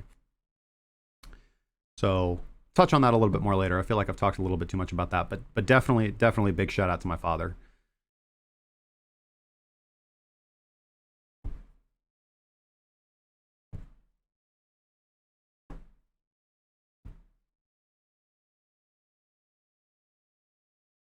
Okay, so let's get back to the news with Today in Bitcoin. All right, today's first little tidbit. Let's touch on this real briefly. So Utah is going to become the third U.S. state in the union, as I like to say, jurisdiction to launch blockchain voting. So previously we've had West Virginia and Colorado also implement blockchain voting as well. So, nothing a whole lot here of substance really to talk about, price or investing or anything like that, but just something that I find absolutely fascinating, that even with all of the FUD, even with all the fear about regulation, and even companies like Circle Pay deciding to leave the United States because the regulatory authority of the United States financial services, the financial sector is oppressive. It's just amazing to see blockchain adoption and the idea of blockchain grow when 10 years ago, nobody knew what it was. Okay, so into something a little bit more juicy. So Binance is going to start dishing out Komodo dividends. If you are a Komodo investor, you can now keep your funds on the Binance exchange and receive your staking awards. Now, Binance have created a staking pool. It's worth about $300,000 currently. If you hold your Komodo on Binance, you will get a portion of the monthly staking rewards proportional to the amount of Komodo that you hold. Now, they're also going to be dropping about 250,000 Komodo to KMD holders on September 1st. So you can participate in that airdrop if you have Komodo holdings on Binance by September 1st. Now, regardless of how you feel about the argument over proof of work versus proof of stake, what is undeniable to me at least is that staking does represent an attraction for investors, right? If you have a coin that provides staking rewards for holding that coin or for staking it, that is dividends from the mindset of an investor. That is dividend investing as opposed to growth investing. And, the ability to stake your tokens and receive dividends in the form of new tokens, often ranging from 5 to 25% a year, depending on the token, is an attractive setup for those looking for passive income. Now, I know that the whole idea of staking and investing in altcoins, as I'm fairly critical of on this channel, has received a bad rap because of the bear market, because growth prices have been depreciated. But keep in mind, over $1 billion is paid out every single year in staking awards. So If you are bullish on altcoins and you find a project that you have determined as an investor that you feel comfortable investing in, which, by the way, if you have decided to invest in something, that means that you are going to invest in it basically until the day you die. That is what investing in something really means, right? You are going to buy something that you think is quality, and you are going to buy it regardless of the price because you have a belief, you have an investment thesis that buying that is going to return profit or dividends in the long run. Whether you are looking for passive income in the form of dividends or staking rewards in this aspect, or whether you're looking purely for growth return. As I've said, I think a lot of investors, when people talk about investing, and when people talk about Bitcoin's price too, because when we're talking about price, we're only talking about one thing. We're talking about growth. That is a investment strategy. That is growth investment. When you are a growth investor, you are buying something that you think will increase in price, and then you sell at a higher price, and you make the difference in profit. Dividend investing or passive income investing, which is mostly what I do, is a completely different thing. Growth is nice because, again, we believe the growth will naturally follow because we're buying quality companies, but we're not so focused on the technical analysis of when or how or where price will go to. All we want to do is buy quality stocks, quality assets, quality coins that we believe are valuable and therefore will appreciate eventually in the long run. Also, as a dividend investor, as a passive income investor, we're looking at other things like real estate or franchises that pay passive income every month. We're also looking at things like staking, things that pay staking rewards every month in the form of passive income. So that's the goal of a passive income investor, is investing in stuff where the monthly passive income is going to pay for your monthly cost of living, or if you have another source of passive, or if you have another source of active income that's paying your monthly bills, like I do, like I receive my monthly income from trading, then you can take that passive income and reinvest it, and now receive the same percentage on a larger sum of capital. This is how wealthy people make money work for them. And the number, I'll let you guys know the number. The number is $100,000. Okay, that number seems magical to most people, but I'll tell you this: if you work your butt off for 5 years at a job you hate, even not making that much money, it's not that difficult to save that money up, right? Tighten your belt. Let's say 50,000. 50,000 is absolutely doable for just about anybody in a first world country if they dedicate themselves to it. Get a job you hate, grind it out, work long hours, work there for 5 years, and decide to invest over 50% of your money.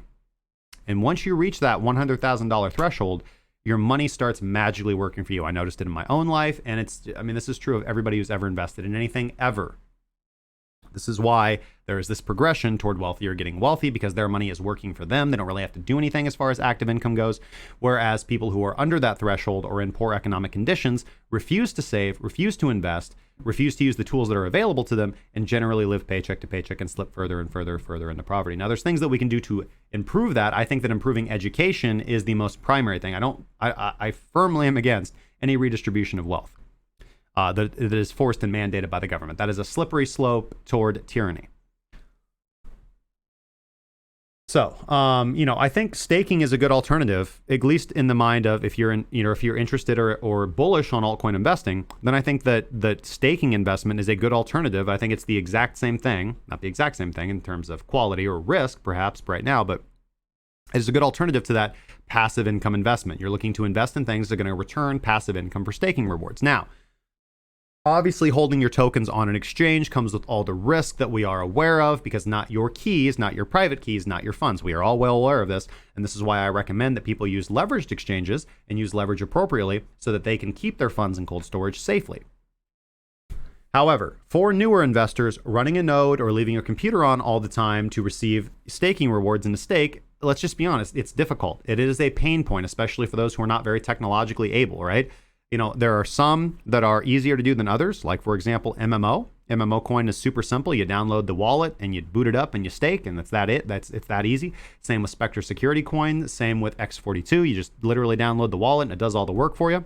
But even that step can be a little difficult for newer investors. And I don't want us to adopt this elitist attitude that we don't want cryptocurrency to be open to people who aren't good with computers. We should be. I don't understand why anybody is like that. So many people I run into, I had the same crazy story, man. I had somebody hit me up that was a fan of my Twitch stream, right?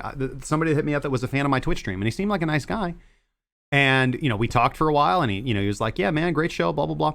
And then, you know, I had some technical issues, and the dude like started berating me for not, I'm not a computer expert, man. He like started like calling me basically like, again, I don't want to overcharacterize him, but again, I felt like he was very dismissive. Like I didn't understand like how to set up my own server and how to do this, and the third, and all of that kind of stuff. Well, I don't know how to do that, right? And I don't understand why I'm dumb for not being my specialty. I have a different specialty. My specialty is in investment, trading, statistics, and edge. Right? That's my edge in the market. Generally, when it comes to issues that I don't know how to do, I call an expert and I pay them. I pay people that are good at solving problems, a good amount of money, and they solve my problems for me. That is how the free market works. People want problems solved. You pay people to solve those problems. So I also don't think that we should adopt that elitist attitude toward anybody that's not good with crypto. I think, again, like, I think that's very hypocritical of people to be like, well, man, you just don't get crypto, man. Like, you know, you're just not technologically savvy and all this, that, and, you know, the third. Why are you like that? Like, again, I think that comes kind of comes back to that morality issue I was talking about raising kids, where people just aren't taught philosophy and ethics. But you should be a proselytizer of Bitcoin, of cryptocurrency technology, of investing in cryptocurrency. You know, you should be talking about how good it is. You should be willing to walk people through problems. You should be willing to help people. You should be willing to help people set up wallets, right? That is how you're going to get more return, because the more money coming into crypto, the more people investing in crypto, because we've made it more user-friendly, i.e. the more prices are going up. But people want to like sit in their little, and again, I don't want to be disparaging towards a lot of people, because a lot of people in crypto are absolutely fantastic. But I noticed this worrying trend that a lot of people are adopting this elitist attitude in cryptocurrency, like they're better than non-cryptoers, like they're better than no coiners. You're not. You're absolutely not. You just made a different decision, right? You are not any, like if I came out on stage, you know, again, it would probably be a little bit different, but again, I've chosen to invest heavily in Bitcoin. I've chosen to invest heavily in cryptocurrency. You know, again, my entire business model relies on that.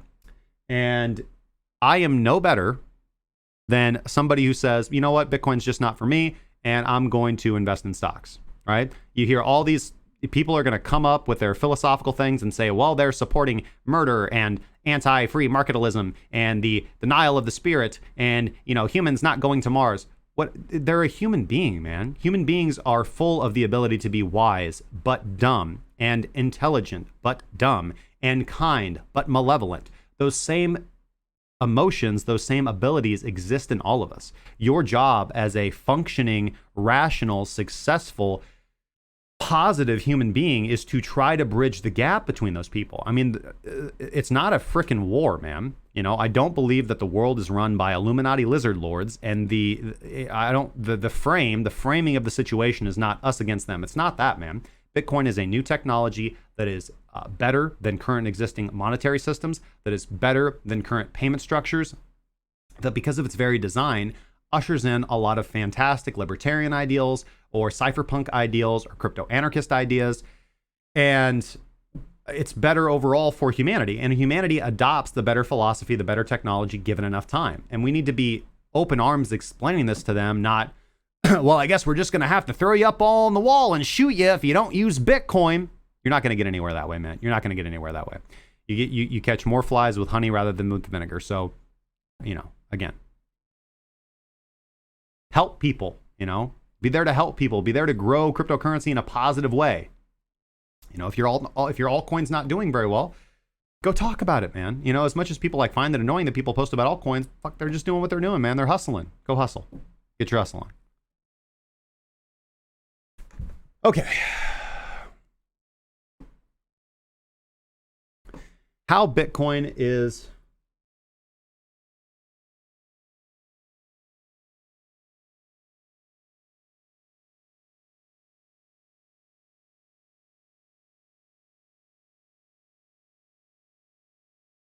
How do you view access proof of stake rewards graphs pal? Don't mean to bug the show, just studying live TA.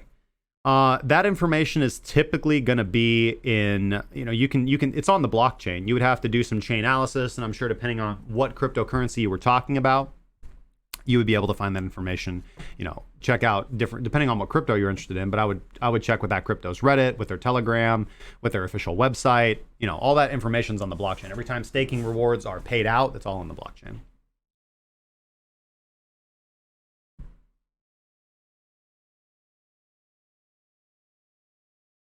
Don't you have to leave your computer on with the MMO in your wallet to stake? Yes, you do. If you want to stake, you have to run your own node. Running your own node requires you to have an active internet connection. You can set up a VPS if you want.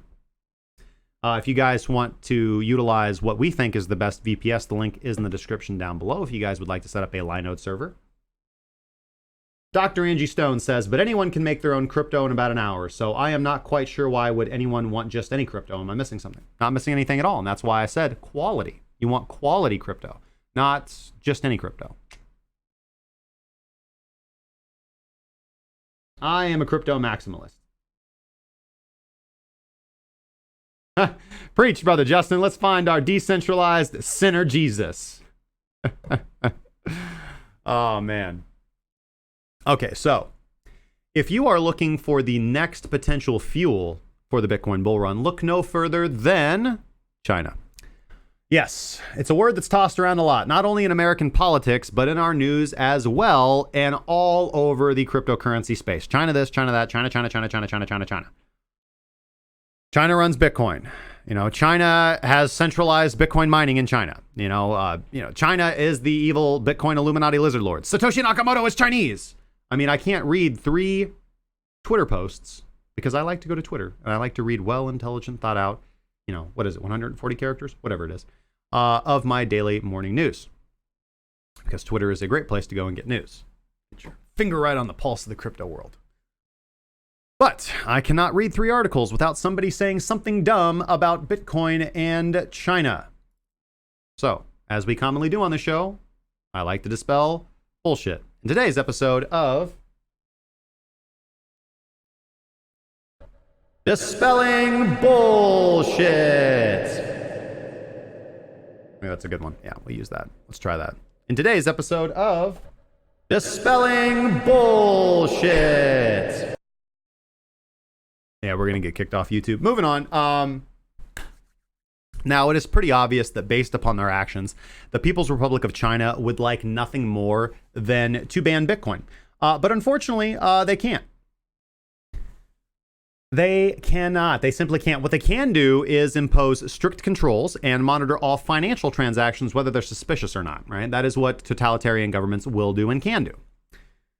Now, the following information that I'm going to quote from this article comes from an interview with Leo Weiss, who is president of the Hong Kong Bitcoin Association. I probably didn't pronounce his name right whatsoever, but I digress. This gentleman first confirmed that owning Bitcoin is legal in China, however, said that there is no clear definition in China of what legal is, right? He said any changes in the government's feelings about cryptocurrency, that they would first happen on the ground, with actions actually being taken against cryptocurrency organizations or cryptocurrency traders or holders before any law was changed. So we know that exchanges are banned in China and efforts have been made to suppress Bitcoin mining. Another thing that I want to point out too is this. I'm going to stop right here. Another thing that I want to point out is that one primary reason the Bitcoin mining it had a boom in China, was popular in China, was because in the mountainous regions of China, there is fairly cheap, say it with me, say this word with me, hydroelectric energy, okay? Hydroelectric. Go look it up. And it's fairly abundant and it's fairly cheap, okay? Again, most of Bitcoin mining across the world, regardless of what CNBC wants to say, is fueled by renewable energy. Okay, I linked a study yesterday in a reply to one of my YouTube comments. And I think that it's very, very important for us to continue to educate people on that so that they don't seem, it seems like, there are many people, unfortunately, that just have this image in their head of Bitcoin mining. Even people who are in crypto, have this image in their head, that there are just massive stacks of coal plants shooting billowing clouds of smog and toxic fume up into the air, killing the earth, choking out Mother Nature, with cables running through the weeds like the Dark Tower, Wolves of the Kaya, shooting off electricity, electrocuting small, young Chinese children who are child workers, going to these massive warehouses staffed by underpaid Chinese slave wage earners. And that is Bitcoin mining. People seem to have that vision in their head. When, to be honest with you, it seems like most Bitcoin mining looks like this. Pretty much across the world. Now, this picture full transparency, is from New York because I could not get my drone to fly as far as China this morning when I booted it up and took it out for a drive. But, point stands. So China already has WeChat Pay and Alipay, whatever. But the government does monitor all of those transactions, just like they monitor everything. They monitor all those, what people think are private messaging apps, right? They're not private. Use Cypher if you want message privacy. Or Signal. I recommend Cypher. WickerMe is not too bad either, but I don't know 100% yet about their security. Cypher is really, really good, though. That's what I use. So Bitcoin has grown more popular with dissidents in China and corrupt officials looking to move money. So Bitcoin kind of acting as that bridge between both sides of the aisle. Huh? Yeah, thank you, Bitcoin. But you get the point. Chinese citizens have been deprived over the last, ever. I'm going to say ever is probably a good time frame for this statement. Of investing their savings. Property rates in China are deflating due to a lot of reasons, but they are, and they have been for quite a while. The stock market in China is seen as a scam, and banks don't really offer that many investment tools or investment opportunities to retail individuals. Let's get back up to the top here. So, that's why ICOs were so popular over in China, because a lot of Chinese citizens who have been under the thumb financially viewed this as a new alternative. That's why cryptocurrencies were really, really popular in China. And the government said, well, we can't have that. Let's ban ICOs flat out. Of course they did. Peer-to-peer trading has become really popular in China because, again, Chinese, trading in China is illegal, but peer-to-peer trading is booming because it's hard to track. It's hard to crack down on. Now, because Bitcoin is decentralized, there is no central entity that China can roll up on with guns and just shut down. They don't like that. China doesn't like having non-full authoritarian control over anything, as any totalitarian government does not. But what they can do is they can target and pursue individuals directly, which is costly, honestly, and impractical, right? It's very, people are afraid of the government, but the government should be afraid of the people, right? All it takes is the people arming themselves and being secure and saying, we're not going to let you do that. No. Because there's way more of us than the government, man. Like, the government only has the authority that we invest in them. That's it. It's just a mental thing, man. It's just a mental thing.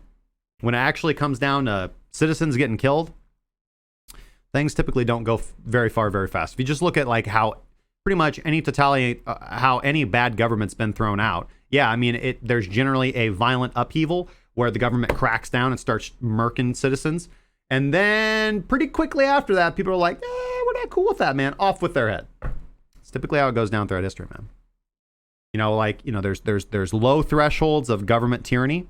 And we're kind of okay with that as long as the mass majority of humans are like, okay, well, that sucks, but this sucks, but we're okay, kind of okay. We're still getting by and doing okay. But then when it reaches the level where the government's like, kill that motherfucker. That doesn't typically go so far. Typically doesn't go over so well. Not always saying that the citizenry is better after that. Often they're worse, but again, that's just a transition period, and it is what it is. That's the story of history.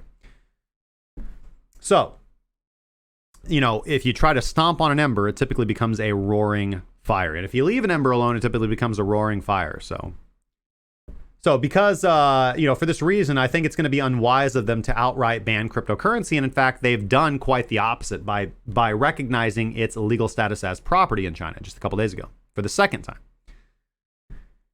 Finally, one thing that I want to point out is that there is rising global uncertainty that potentially China might be cut off from the international monetary system, right? And if that were to happen, if the Chinese yuan is no longer accepted globally as a form of legal tender, then, what is China going to do? What kind of currency system are they going to turn to bolster their economy? Well, believe it or not, there is a global, decentralized payment system and store of value network. It is orange. It comes in a can, and it's brought to you by a hydroelectric power plant near you.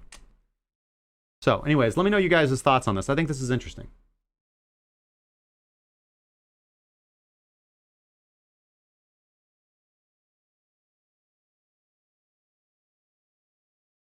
Storming Area 51 will make Bitcoin go to moon. Oh, by the way, Twitter poll. The masses have responded, right? And again, no disrespect to Crown. I've watched a couple of your videos, man. You seem like a pretty smart, intelligent individual. But the audience has definitely decided that you definitely talk faster than me, bro. So, and I thought that was crazy.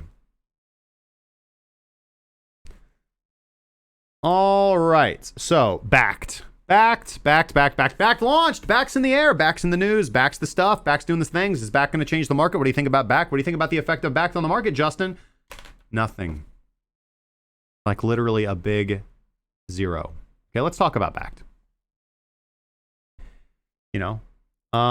I talked about this yesterday, and everybody said, Bakkt launched. No, they didn't. They didn't launch. They didn't do anything. You can't go do anything over on Bakkt. They didn't launch.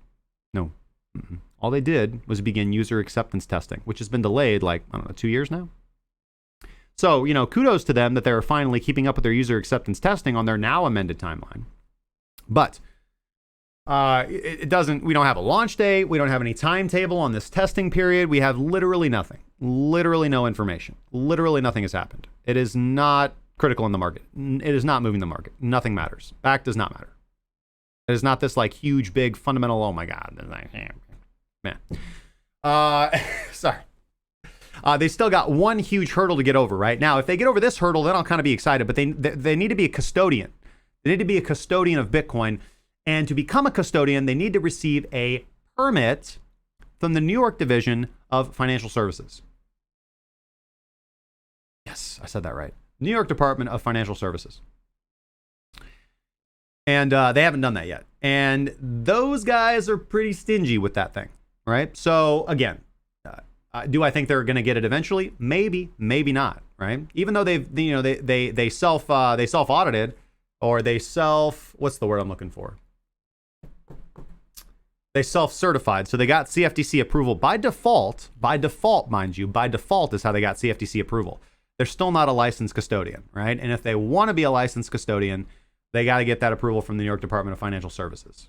So again, nothing to get excited about. If they get the permit for custodianship, then I might get a little excited. But until then, it's just testing, man. Don't believe the tweets. So calm down, guys. I don't want to hear anything more about Bakkt, man. Doesn't matter. All right. It is 1:37. So let's get over into our user submitted chart requests, because we are done with Today in Bitcoin.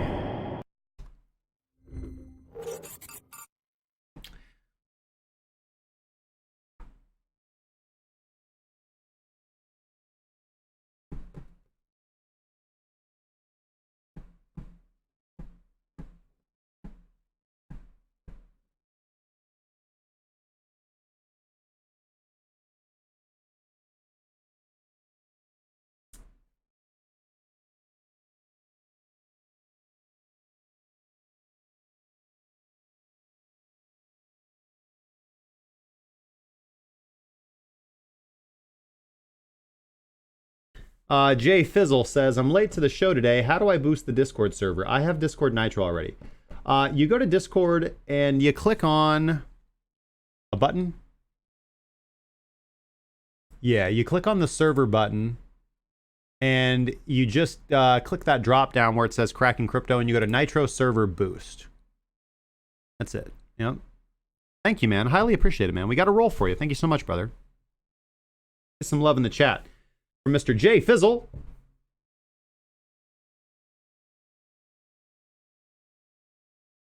Ricky Thompson. That reminds me of a really good song, Graffiti the World by Rehab.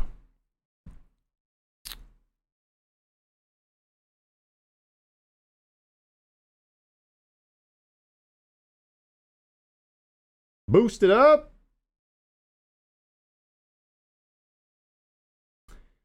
Dan says Power USD or the BTC pairing double bottom. And we've got Crow. Let's go check the stuff out, guys.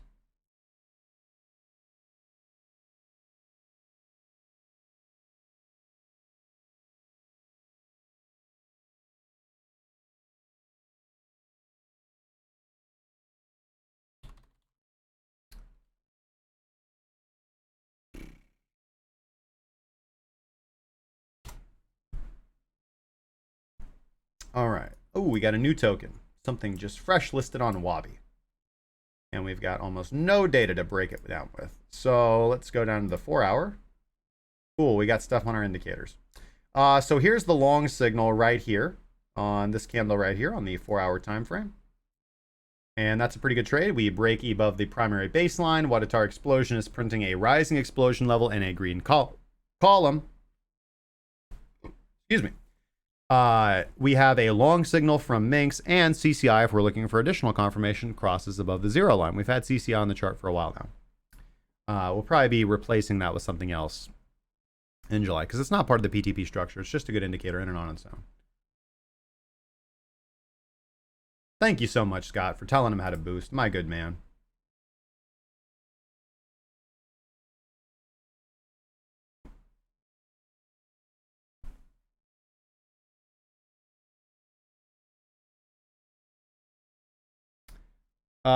Hey, I completely missed Malicious upload, and I know he's gone now, but thank you so much for resubscribing for the 5th month, man, with Amazon Prime, my good man. Of course, if you guys want to subscribe, you can use Amazon Prime. Doesn't cost you a thing, supports the show.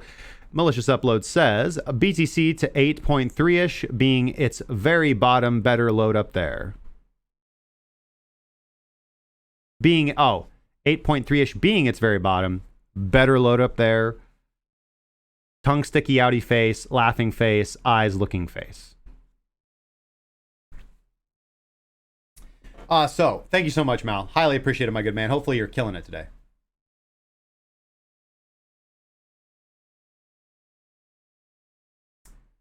This is CRO USDT. And we'll look at BNB on the daily and the weekly, although we did do our BNB analysis at the beginning of the show. But we'll check it out, man. I think this is for Artilla, or this is for Elijah Finch. I'm not exactly sure. But anyways, CRO USDT, what do I see coming in from here? Do I see a trade to put on right now? No, I think that the opportunity to take the trade was here. We are above the daily baseline, so I would be biased to the upside. I'm always looking for trades to continue themselves. But we have our take profit long signal coming in right here. We had our, if we would have been taking a continuation trade, we would have been exiting the trade on this candle right here. We have Mynx crossing back down below the oversold level and overbought level. And we have price coming back down to the 0 line, right? We have price on its way toward the 0 line. So Wadatar explosion has not told you to be out of the trade yet.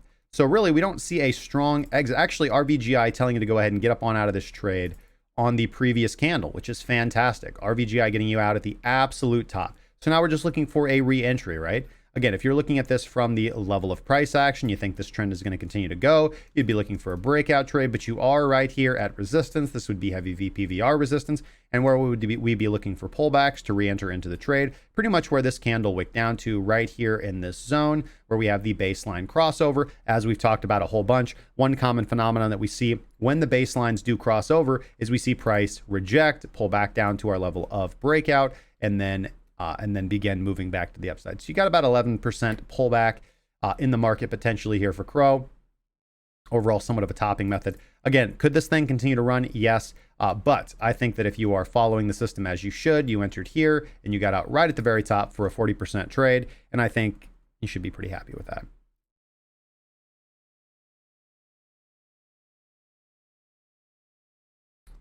On the daily, I mean, that's as best as we can do, man. There's no trend direction or bias confirmation on the daily. We don't have enough information to form really anything. But again, in an uptrend, you look to buy pullbacks, right? So if we go down to the hourly, buying the pullback to the daily baseline or buying the pullback to the tertiary baseline has resulted in profits. So double down soon. Yeah, baby. Go. Let's go back to that 4 hour. So yeah, that's where I'd be looking for. I would be looking for a pullback to this cluster right here. That's going to be between 0.063, let's say 0.064, and 0.068. Let's just give it a pretty wide range. So 0.068 to 0.0. Here we go. Here, this is the range we'd want to be looking to re-enter at. And taking our profits based off QATR. What is the value of average true range right now? 0053, let's call it 0054.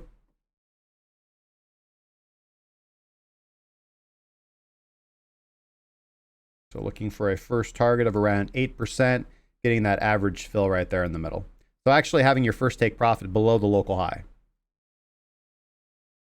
Yep.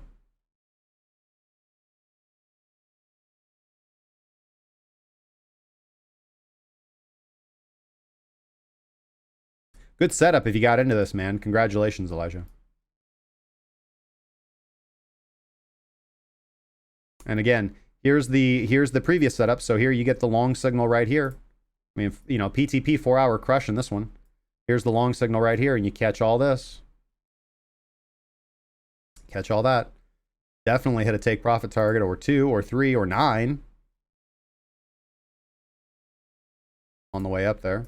Yep, one, yeah, just one, and then you get stopped at a break even on the very next candle. That's cool. That is a quick, fast 6% trade. Got to be happy with that. Then you get the entry right here, and this one plays out beautifully all the way up. Let's see if you let that TP3 ride with a trailing take profit, man, you would have probably got knocked out somewhere around here, but you'd have been locking in about 40% on that trade. Check CRO on CoinTrader Pro.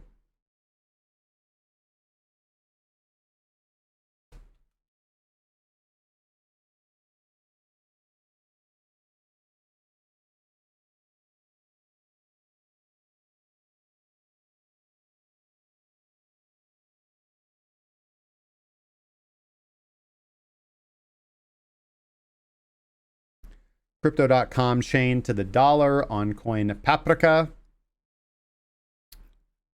Talking about this one. To get a little bit more market data, essentially, is what we're talking about.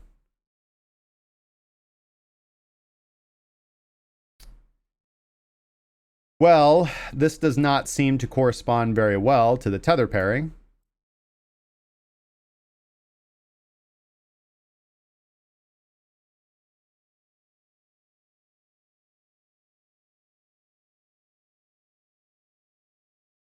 In fact, this information cuts off on the 19th of July.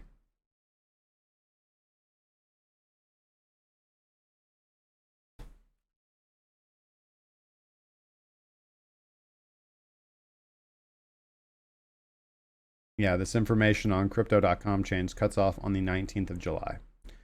Why you do that?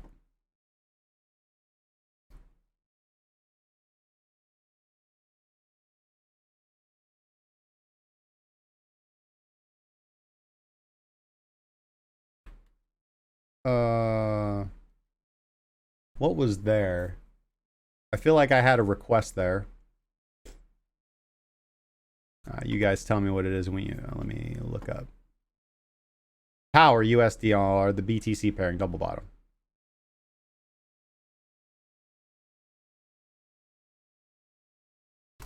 Power ledger. Come on, Australia. Come on, Aussies. Pump it up, baby. I don't see any pumping, man. I was promised face-melting altcoin pumps this week. And I got Agi last night, and we will go over the Agi trade. Sure, man.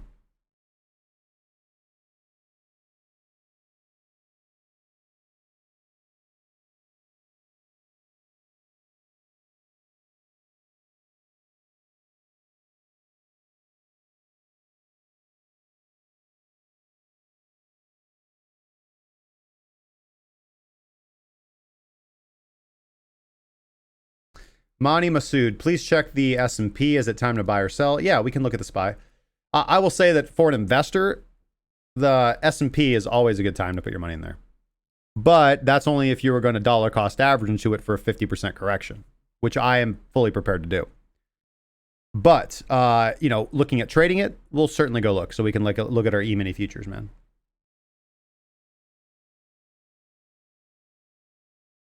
Thank you, it's hard.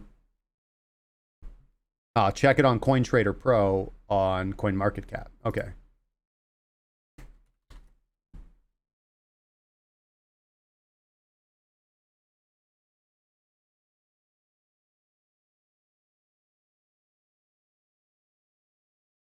Okay. Thank you.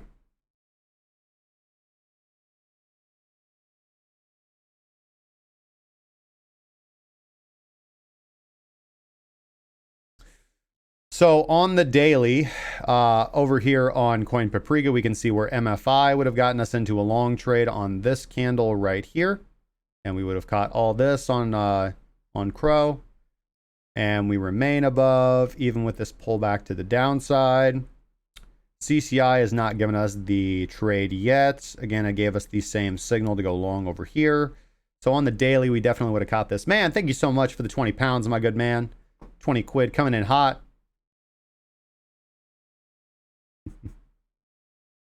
Thank you, Philly, man. Hopefully you're doing fantastic over there in Cottonopolis, man. And again, best to you and yours, my good friend. Shout out to Manchester Mint. Make sure you guys go check them out. Let's go back down to that 4-hour time frame. Yeah, 4-hour did get you into this one. There it is. Raise the roof.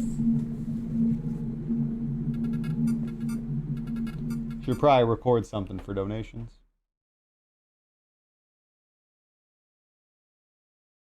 I can't think of anything very funny. Oh, I got one. Magical internet money. Yeah, we're professional around here. Thanks, brother. 4-hour time frame, man. CCI gets us into the trade here. CCI gets us into the trade here. And as does MFI. MFI actually gets us into the trade here. Gets us in a little bit early. But either way, beautiful movement to the upside. About 40% on CMC here. You know, what do I think about the daily? I think the daily's bullish on CRO.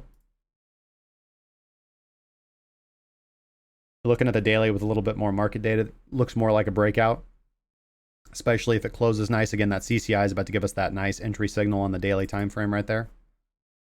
And we are closing above the daily baseline. And the volume looks pretty good.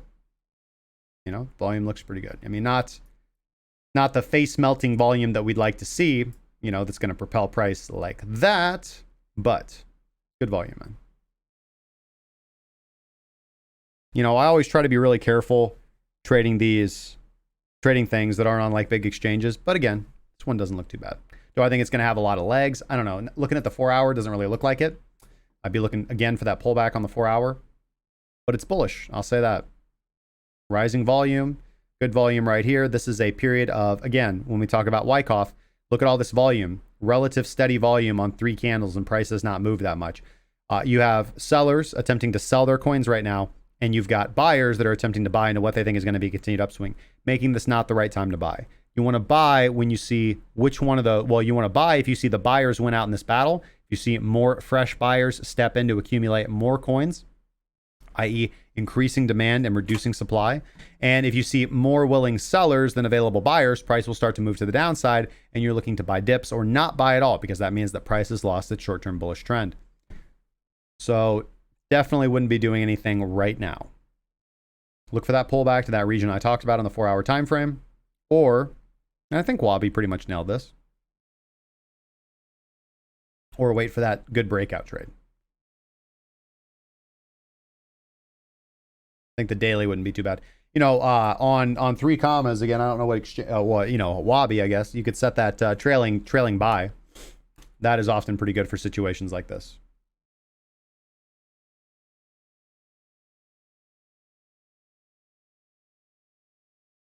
TradingView counts over 2.5 million active Bitcoin users. We are so early. Yeah, you got that right, man.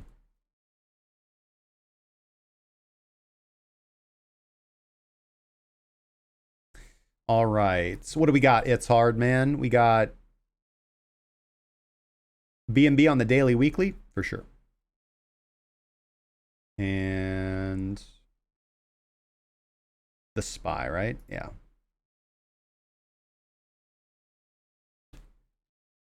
We got 5 minutes left, so I'm sorry, guys. We got to do a little bit of lightning round with this.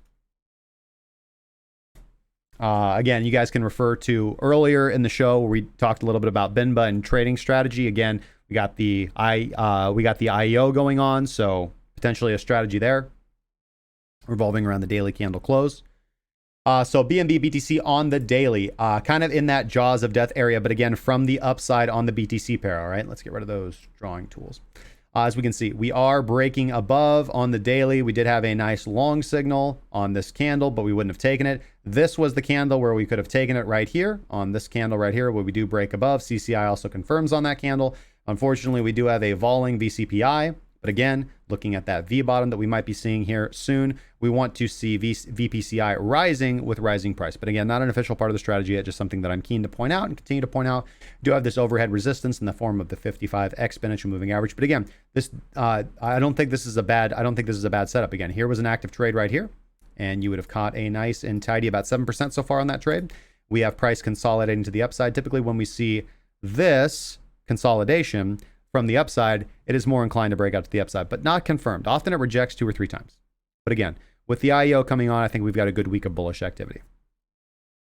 Rudy LaPlane, I missed most of the show. What was the catalyst from today's title? China.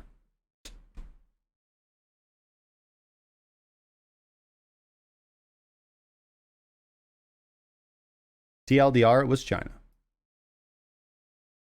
Especially if economic sanctions increase and the Chinese yuan continues to be kind of looked at as a legal tender around the world with like, man, ain't you got any like, you know, Kiwis, man? You can't pay us with like some New Zealand Kiwis?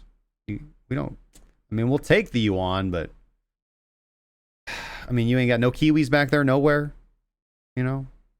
You got rubles? Can we get some rubles? I mean, fine, we'll take the yuan.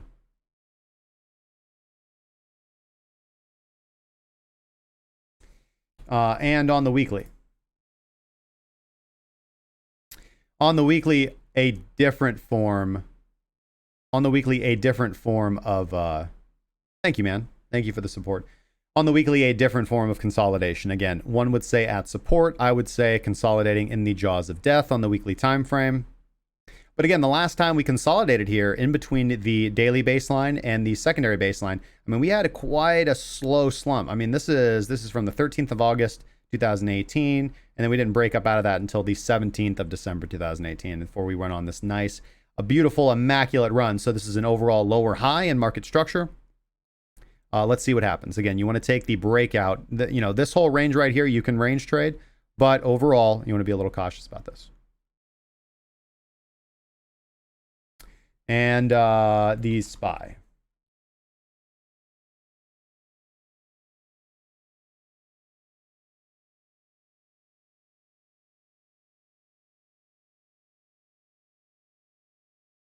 I'm going to look at the SPX, man, because I think that I'm just going to look at what I'm comfortable looking at. I'm going to look at the CFD on a Wanda. I think this is actually a better mover of the market. I get better TA off this one. Okay, so let's look at the SPY weekly.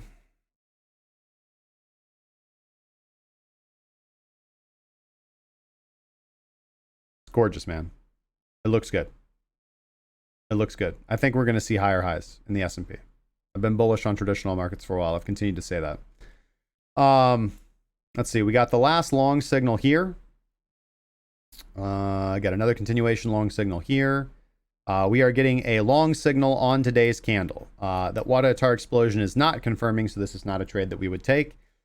Let's see here.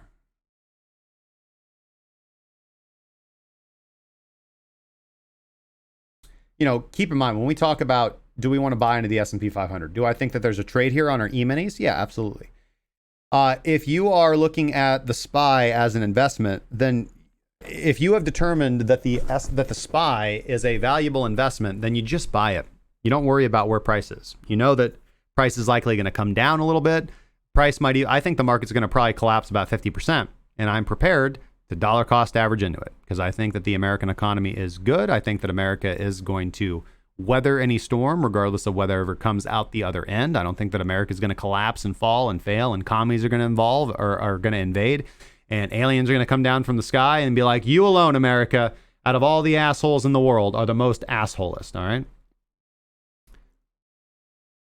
I think that goes to the Canadians up north. Ha! I love you guys. Just kidding. But, you know, I'm bullish on my country, man. Because, again, if our economy fails, then I have bigger problems than worrying about, you know, how my investments are doing.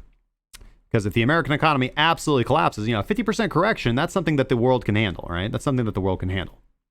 But if the market collapses, i.e. investors who invest in a falling market will not be rewarded afterwards like they always have been for the entirety of history, then we're talking about, bullets, bandages, and MREs. And we're ready for that too. So, whichever way it goes, you know what I mean? But guys, it's 2 p.m. and it's time to wrap up the show, my good friend. On the SPY, I think it looks good on the daily time frame. Again, there is a long trade that is not valid, so we'll be staying out for a trade at this point in time. But again, difference between investing and trading, my good man. We'll see if we get confirmation from Wadatar tomorrow, and we can see if we get a nice clean break of these local range highs.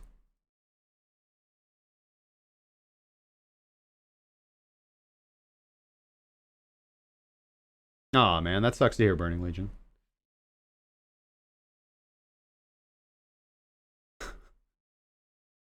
So that's about all we got for today's show, guys. Let's wrap her up. Thank you guys so much for joining me for another exciting episode of Breaking Bitcoin. If you guys want to make sure that you catch the podcast every day, head over to breakingbitcoin.money, where you can see all the current and past show notes, everything we talk about in the show, links to all of our applications on podcast catchers, and even the manual link to add us to your favorite podcast catcher of choice. Make sure to go over to iTunes and give us a 5-star review. We highly appreciate it, and it does really help support the channel, something you can do in less than 5 minutes that really does help the show if you guys are fans. Again, that's breakingbitcoin.money. We're on iTunes, Spotify, Podbean, Stitcher, Google Play Music, Google Podcasts, and many more. If you guys are new traders, aspiring traders, or experienced traders looking for the best community to provide cryptocurrency signals and education to teach you how to build your own strategy, check out premium.crackingcryptocurrency.com and see if our group is right for you. Other than that, guys, if you have any questions, comments, concerns, or sarcastic remarks, blow up the comments section down below. We'll talk about them on the show tomorrow, and you have a chance to win some crypto, guys. So until tomorrow, trade safely, be smart, and I'll see you guys in the next show.